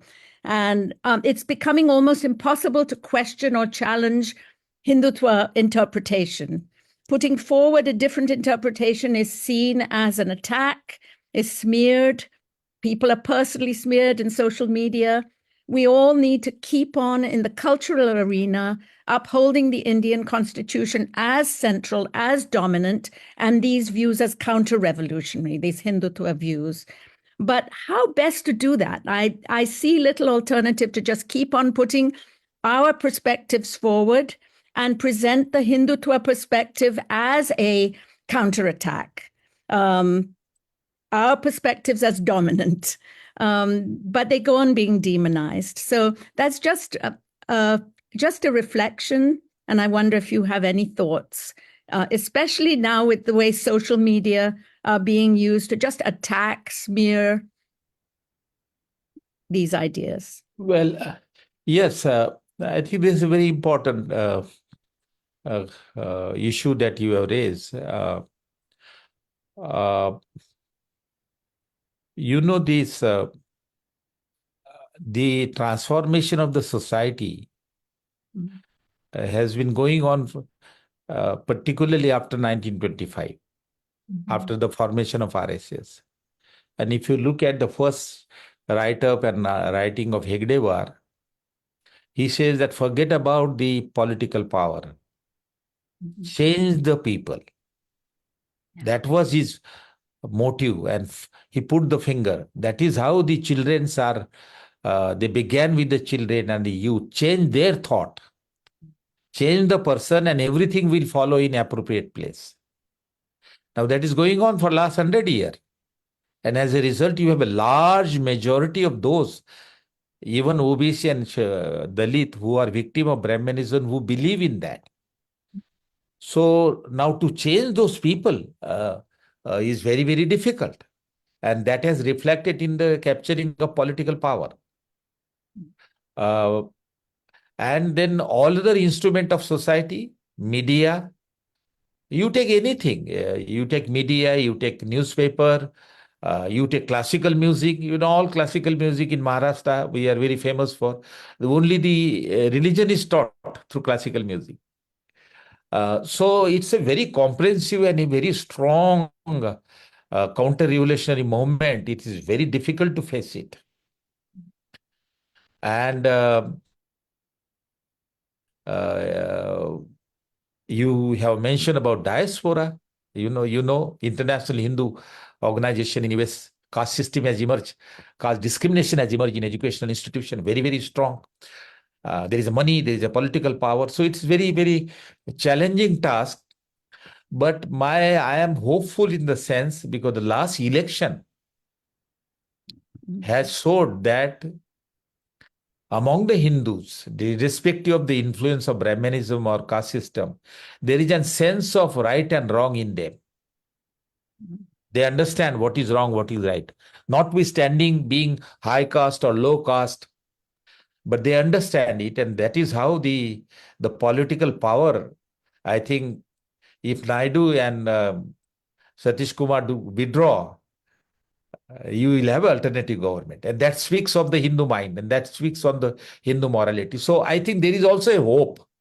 There is also a hope that if you propagate it properly, then things can change. And there is a section of media on YouTube, and there are section of people who are subject to threat and all that, and yet they face it. So I think there is also a hope, but the task is very tremendous now. Because as they have changed the people, they have changed the youth, and it is very difficult to convince them. Thank you. We have with us Professor Aloysius, and I will request him to unmute and share his comment or query. Professor Aloysius.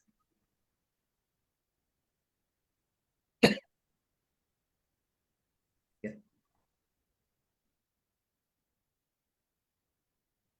Hello. Yes, not. I have a query. This is not directly related to the presentation you made. Like when I read Ambedkar, if you right from say in an annihilation of caste to states and minorities, or to his last lecture, Buddhism or Marx, Buddha or Marx, you find Ambedkar is he's not his apprehension is about a socialist, but he's very positive about Marxism. And in the last lecture, he even talks about in critical situations, violence also. He talks of that question of violence also he rationalizes. So in Ambedkar, you don't find anti-communist feeling, anti-communist ideas. But after the death of Ambedkar, why do we find there is tremendous aversion, repulsion towards Marxism or communism? I fail to understand that.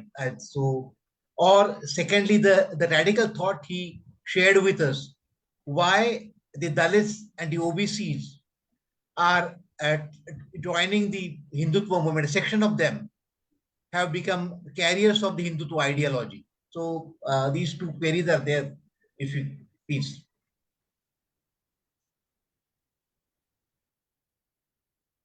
Aloysius, you have raised a very important question, I think. Yes, Dr. Ambedkar was not against communism or communist as such. He justified in state and minorities logically, why do we need a socialism based on ownership of property by the state? That is what precise meaning of socialism is, and that is the precise meaning of communism is, in his economic aspect of it. So there is no contradiction between Marx and Ambedkar as far as the economic system is concerned. He favored the state ownership of means of production as suggested by Karl Marx. So there is no contradiction.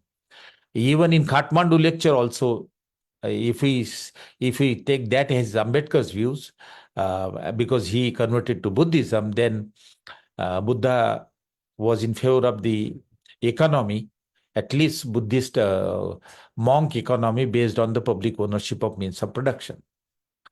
The only thing was that he was influenced by the democratic principle, and he believed that the socialism should be brought in through democratic way, because undemocratic and forceful way are not eternal.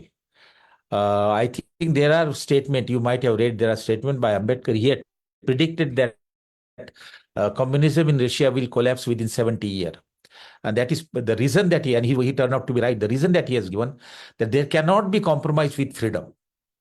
Individual cherish freedom, and suppression of individual freedom result into several things. And that is what happened in Russia, that once the freedom was individual freedom was reduced, then power was given to one particular class, even worker, and they became self-interested then. So that's a different analysis, which I am not aware about it, but I have not studied it. But I think Dr. Ambedkar predicted that. Therefore, he emphasized on means which are durable means. And he thought Buddhism, conversion of mind in favor of socialism, is a durable means force will give you the result quickly, but it will also result in collapse, which has happened. If you look at, but he was also at time got frustrated. If you look at the recent interview by BBC, which is on the YouTube, that is the latest interview of Ambedkar, where you can see Dr. Ambedkar live. The journalist asked him the question that you are saying that democracy will not work in this country because of caste system, and Dalits are waiting for your reply, what ideology you should propose. And present ideology of even Congress socialism is not working. So what is your suggestion? And he made a point, some sort of communism, some type of communism. That is the word he has used. So I agree with you that he was not anti-communist in that sense of the term. Second question is that why the Dalits and some part of OBC who are Ambedkarite, very committed Ambedkarite, they are prepared to die for Ambedkar, and yet they have not accepted Ambedkar's economic ideology as much as they should have accepted, and they develop an anti-communist policy in attitude. My feeling is that this is a very narrow understanding of Ambedkar by them. The point is that Dr. Ambedkar criticized Marxists on couple of occasions for political reason. In 1937, he lost election. Then later on, he lost a Lok Sabha election. It was a dual-member constituency, and it is said that there were two votes. So the Communist Party member were told that one vote they can give it to Ashok Mehta, who was a socialist from the same constituency, but the other vote was freezed by them. They did not give it to Ambedkar, and Ambedkar wrote a letter. So that antagonism came because of political reason at time. Similarly, Gandhi, because of the Pune Pak, antagonism came. But there are a whole lot of things which Gandhi did for Dalit. So I would say my reading is twofold. Give me just 1 minute. Is that I think this anti-communist and anti-socialist attitude came because of ignorance and as well as their own attitude of the Dalit leader. Let me give you one example that all the three political parties, Independent Labour Party, Scheduled Caste Federation, Republican Party, the economic policy has suggested which were socialistic in nature, land distribution, public education, public health, insurance, and all that. But he never talked about socialism. Finally, he declared himself to be a democratic socialist in state and minorities. So he can be described can be called as a democratic socialist. Then he formed a political party in 1955. Republican Party of India. But he did not have a time to, he did not have enough time. He said that I am writing the manifesto and ideology, but he died very soon in December.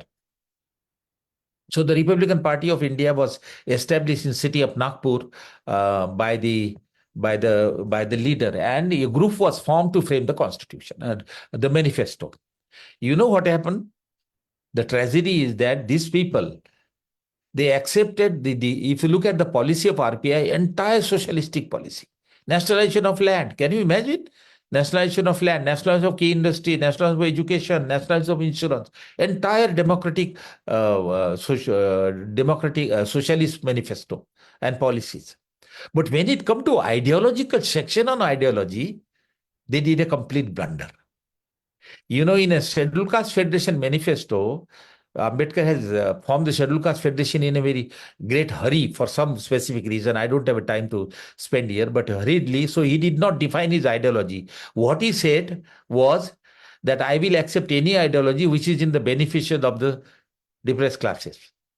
And he mentioned capitalism, Gandhism, and other things.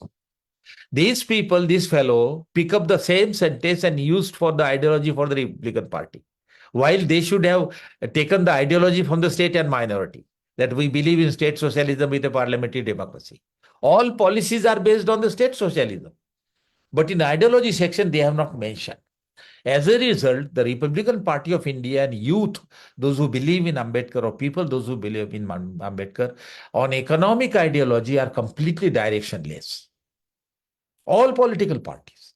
I don't want to name because they are very sensitive. They haven't brought on their political agenda the economic system that they stand for. They indicate the social system, casteless society. They indicate the political system, democracy, but they never mention very clearly the democratic socialism, except one or two. Arjun Dangre has Socialist Republican Party. So one of the reason, Aloysius, is that this anti-communist attitude that you find is because Republican Party has officially and clearly not accepted democratic state socialism, and also telling that socialism of Marx, and as a result, the antagonism continued. Then there were the last point is that the 5 people team which made this manifesto, where they avoided mentioning ideology. One person was B.C. Kamble, and he was an extra clever man. I don't know what do I call him. He brought this concept that Ambedkar only talk of social equality against caste system and democracy, political democracy, but he was not in favor of socialist economy. But not only socialist economy, see the poverty of a man, academic poverty, that even if you take the economic issue, you are a communist. Dada Saheb Gaikwad, who was a leader in 60s, raised a very big agitation for land distribution. The entire country was involved. Lakhs of people went into the jail, running into this. And finally, they got to 2 lakh and some land. This crazy fellow, B.C. Kamble, who is supposed to be the framer of the manifesto of the Republican Party of Indian ideology, says that Dada Saheb Gaikwad is a communist because he is taking an economic issue. Look at the poverty. So they didn't understand Ambedkar properly. Even, I don't want to name, but even in Dalit literature, there is a divide. That story or that poem is called Dalit literature if it talk against caste system, against caste discrimination. But the moment you talk about economic exploitation of the scheduled caste, even the economic exploitation coming through the caste, that is not considered Dalit literature, and the article would not be published, poetry would not be published. So that divide remain. I think, I do not know whether I have cleared your point, but this is what the situation is. Yeah. My friend and Pramod Joshi, the Professor Pramod Joshi is here. I will just ask him to unmute and share his comment. Pramod, please. Thank you, Subhash. And I really enjoyed the talk by Professor Thorat. I met him once, I think, at some university, but this was the first time I've heard him, and it was very revealing. So I really had a few things because I have not thought about these things, but this talk has generated a lot of thinking in my mind. So one question I had was, over a period of centuries, how did the counter-revolution get supported by Brahmins themselves? What was the role? Because otherwise, Brahmanism is in favor of Brahmins, and it should have been supreme, at least. But there must have been a resistance by certain Brahmins. Maybe they were enlightened. I don't know. So is there any thought of that? Well, you are very right. You know,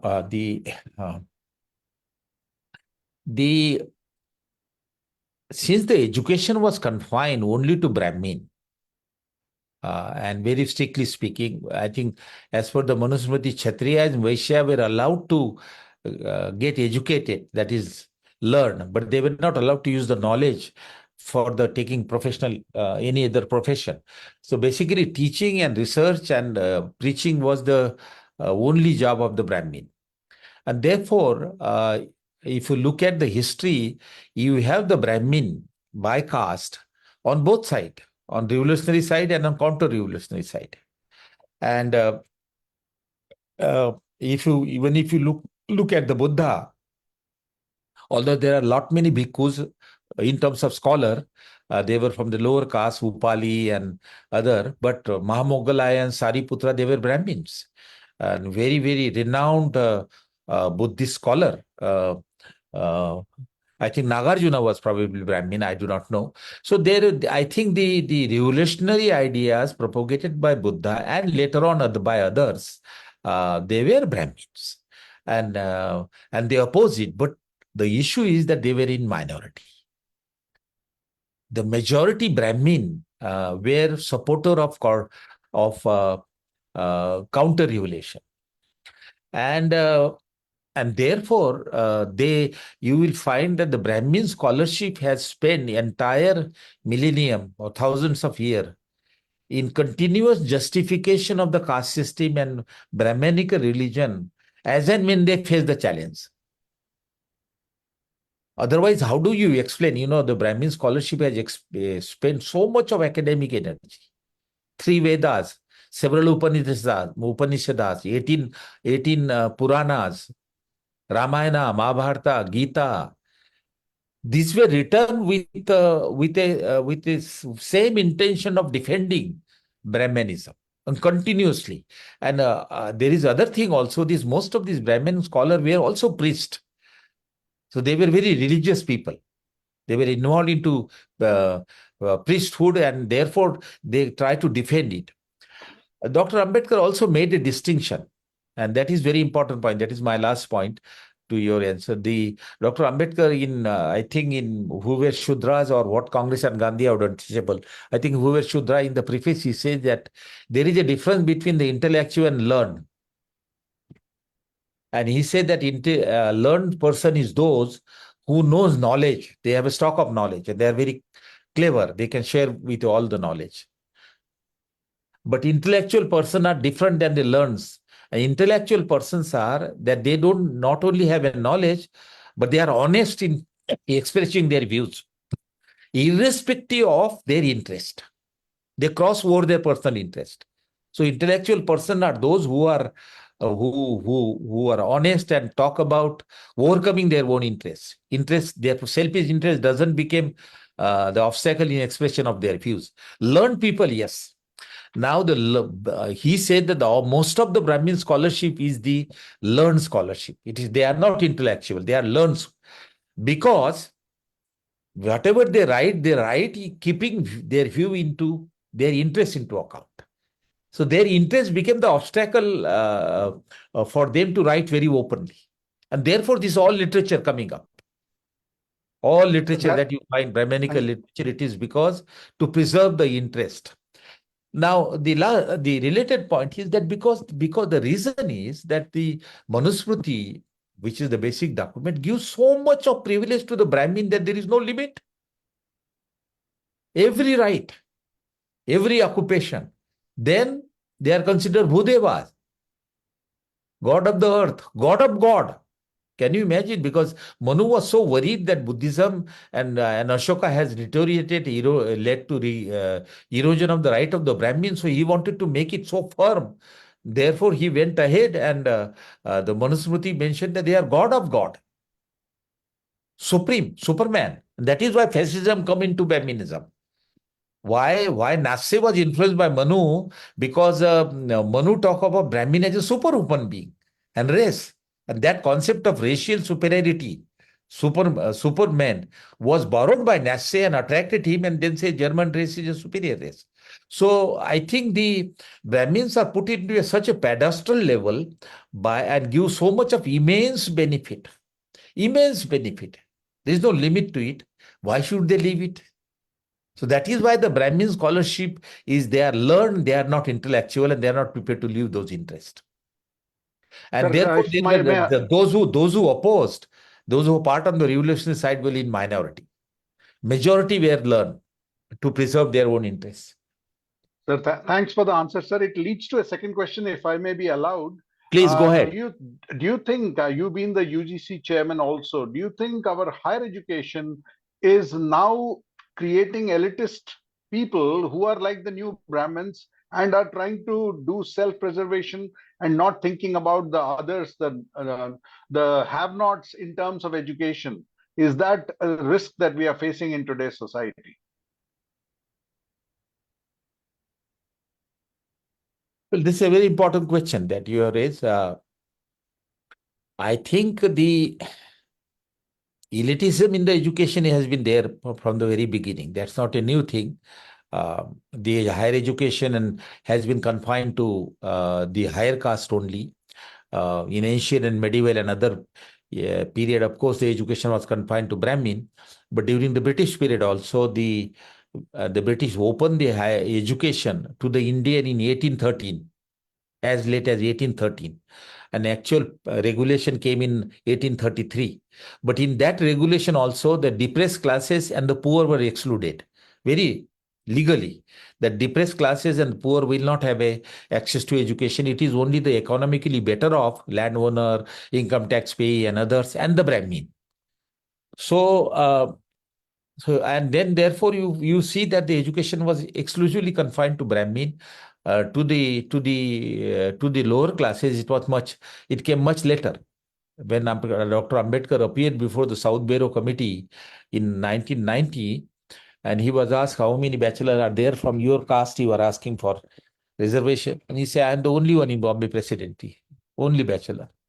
And some 25 or so with a school education.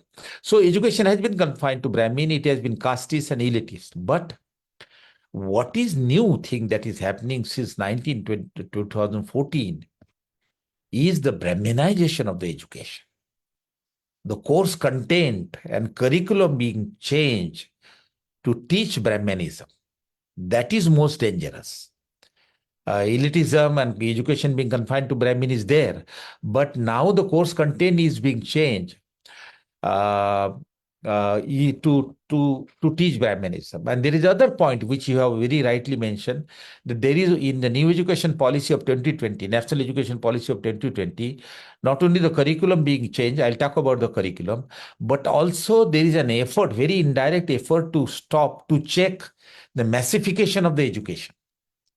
The OBCs and the scheduled castes and the poor and women that have come into the education sphere, what the education is called massification, that there is a policy is introduced in a manner such that this flow is stopped and higher education remain confined to only the higher caste. Because it is the higher caste, it is those who get higher education, they can write and talk. They are more dangerous people. People like you and me are the most dangerous people. So how do you stop them? You stop them from going for a higher education. So I'll tell you what policy they have adopted. But let me come to the curriculum. In the curriculum, what they have brought a concept, they say that we should teach Indian knowledge system. Now, what is Indian knowledge system? Indian knowledge system, they are saying Brahmanism, Vedism, Buddhism, Jainism, Sikhism, and others. Fair enough. But what is being actually included in the course content, if you see, it is Brahmanism. It is not Buddhism. It is not Ambedkarism. It is not Jainism. It is not Sikhism. There is no mention of that. Just mention here and there, but basically Brahmanism. Now, I have given you the example. NCERT book introducing in Gujarat, Brahmanical element, justifying caste, taking out Brahmin, taking out Dalit Panther movement and all that. But the example that I given that in Maharashtra now they have school curriculum they have prepared and they have thrown it open in the open for receiving a comment, and I have good enough to sort of read that, and they have brought Ramdasa's verse, Ramdasa's Doe.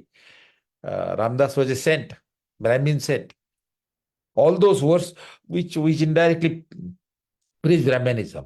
Then the Gita, chapter 12. In Madhya Pradesh, I share with you how Gita and other things are being included in the test, and how 40 books written by RSS supporter are being prescribed. How Indira Gandhi University has introduced a course, 4-year course on Gita. And we do not know. There may be several things which need to study. So there is an attempt of bringing Indian knowledge system, but only that part of Indian knowledge system which is focused on Brahmanism. So you can see the attitude very, very clear to build the student, youth in a manner such that they believe in Brahmanism. Once you teach Brahmanism, you also teach opposition against the revolution. You indirectly oppose Buddhism. You indirectly oppose egalitarian principle, Sikhism or Jainism, and all that. Anyway, now coming to the flow, checking the flow of education. It's very, very difficult. It took me 6 months to understand the inner motive of this national education policy. What they have done is they are suggesting we have a unitary university system instead of affiliating system. Now, what is affiliating system?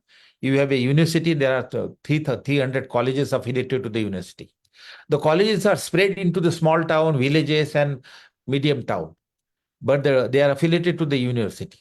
Now, affiliating universities' advantage is that since the colleges are spread across the region in a large village, small town, medium town, access is very easy and cheap. And that is why the OBCs and scheduled castes can take education, because it is very cheap. What they are suggesting, unitary university, American pattern, one university at district place, where undergraduate, postgraduate, everything will be a house under one, like Princeton University or Harvard University. Now, what will be the impact on the equality? You will have to come to the district place where you have to hire a room, and education became very expensive. So that concept, that intelligently, it is for quality, it is proposed, unitary university. But intelligently, the underlying impact is to check the access to the higher education. There is other thing I want to share with you. I hope you will bear with me because this is very important. They introduce what is called multi-entry and multi-exit concept. Multi-entry means what? That if you go into the undergraduate first year, second year, third year, first year, you can get dropout, you will get a certificate. Second year, you can get a dropout, you get 2-year diploma. Third year, you get a degree, 3-year degree. And fourth year, again, you get a bachelor degree, but with 4 years. And those who do bachelor degree with 4 years and research, they will do only 1-year master. So at each stage, they have made a provision to get you dropout legally. You do a first year education, get a diploma and go ahead. 2 years, you get a diploma, go ahead. You do a 3-year bachelor, go ahead. But you won't be able to compete with the 4-year bachelor. And now by bringing the 4-year bachelor, never in the history of India we have brought 4-year bachelor. We had only 3-year bachelor, Kothari Commission. By bringing the bachelor of 1 year, you are increasing the cost. So most of the poor will not go for a 4 year, they will go for 3 year. Option is given. Why this 4-year bachelor is brought? It's only brought for those students who want to go to USA. Because if you want to go to USA for a master program, you have to have a 4-year graduate. Yeah. They go there, but they have to do 1 more year. So for their benefit, they have introduced 4 year without realizing that it will affect the poor income group. Now, there are other aspects also which indirectly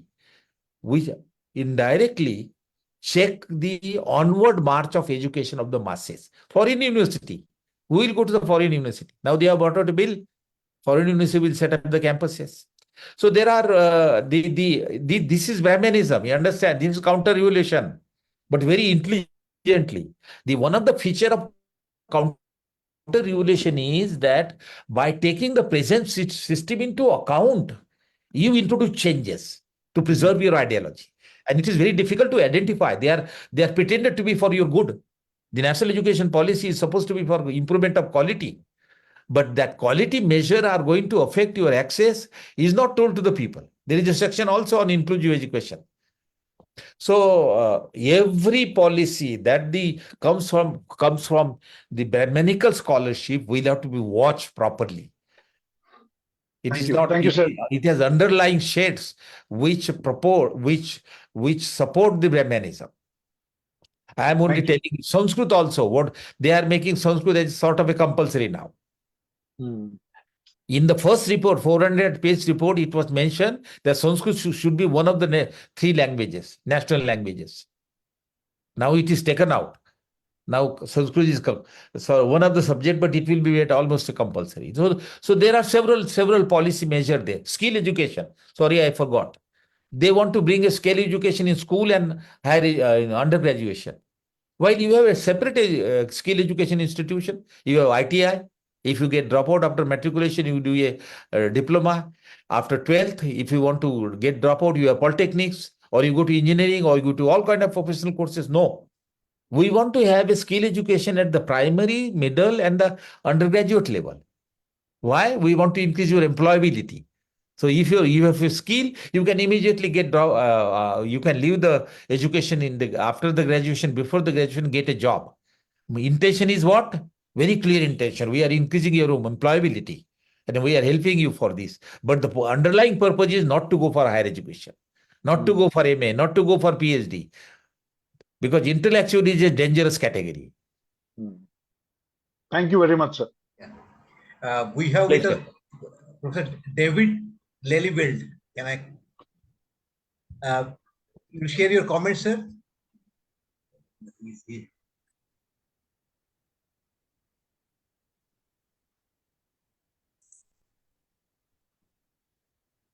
Yeah. Oh, this I will just share a question raised by Ram Murthy Sharma. I will just read out. Sir, my question is that even in post-independent period, why Ambedkar could not take along with him the communists and the socialists at least up to 1956 and later on the subsequent leadership of the Ambedkarite? How do you look at the role of the new political economy dominated by the MNCs and corporatized players who interests they have been duly accommodated and assimilated by the counter-revolution of Brahmanism? How can the opposition encounter and break this nexus?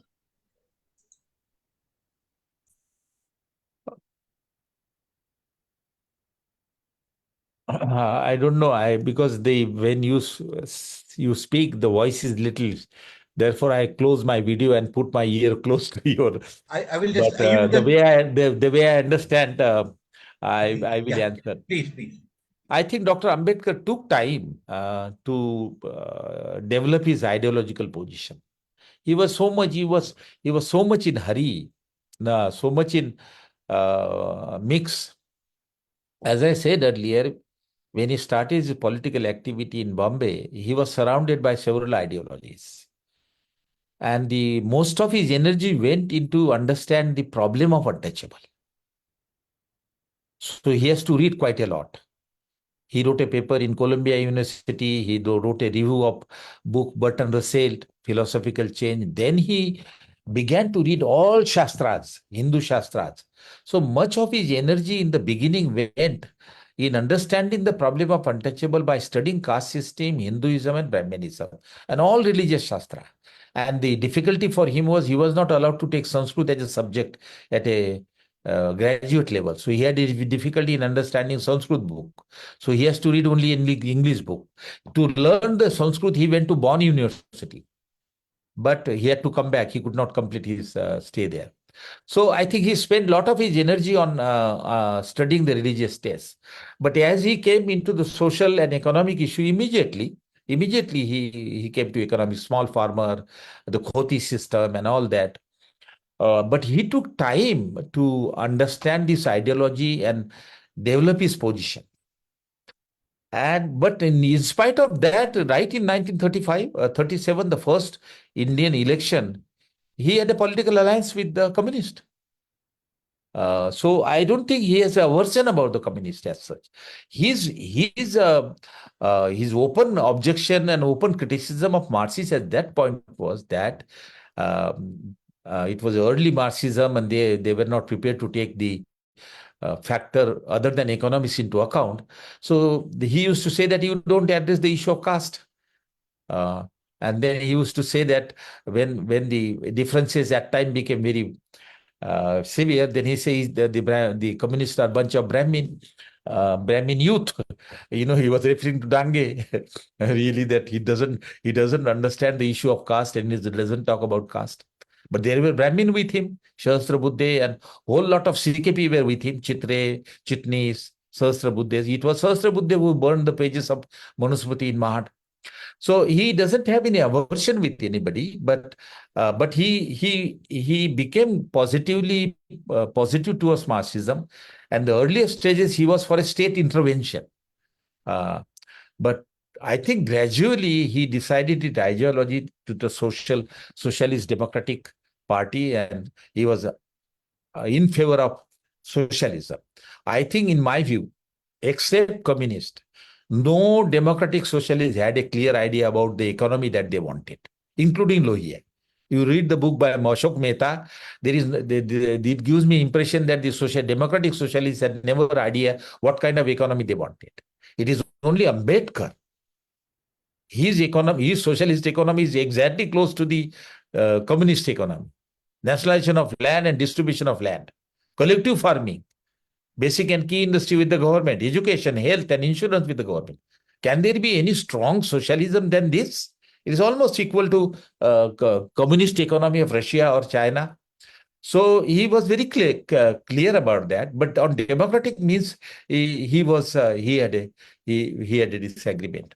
Now, but as soon as he formed the Republican Party of India and decided to based on socialist democratic principle, he had a meeting with Lohia. He didn't waste the time. Immediately I have entire communication between him and Lohia, and forming a political alliance for the next election. Finally, in joint constituency, he formed a partner with Ashok Mehta, who was a democratic socialist, both in Bombay as well as in Bhandara. Mehta win, Ambedkar lost, both. After he was declared the architect of the constitution, he lost. That is the gratitude the people had. So he immediately had an alliance with the Ram Manohar Lohia for the election, but unfortunately, Ambedkar died. And the later story I told you what the RPI people did in framing the manifesto. So I think he was quick. Once he has decided that socialism is the only remedy for the untouchable, he quickly went for the socialist. I think it's time to conclude. We have had a very interesting discussion, and most importantly, the presentation was really enlightening and thought-provoking for all of us. All these issues had not come up earlier in the Democracy Dialogue discussion, and it was good that you came, you joined the discussion, and you spared some your time for us. So thank you all. Thank you the participants, all of you also, for sparing the time. And once again, thanks. Pleasure. Nice to be with you on this. Yeah. Thank you very much. Shall I close down now? Yeah, sure. Okay. Okay. Bye. Best of luck. Take care.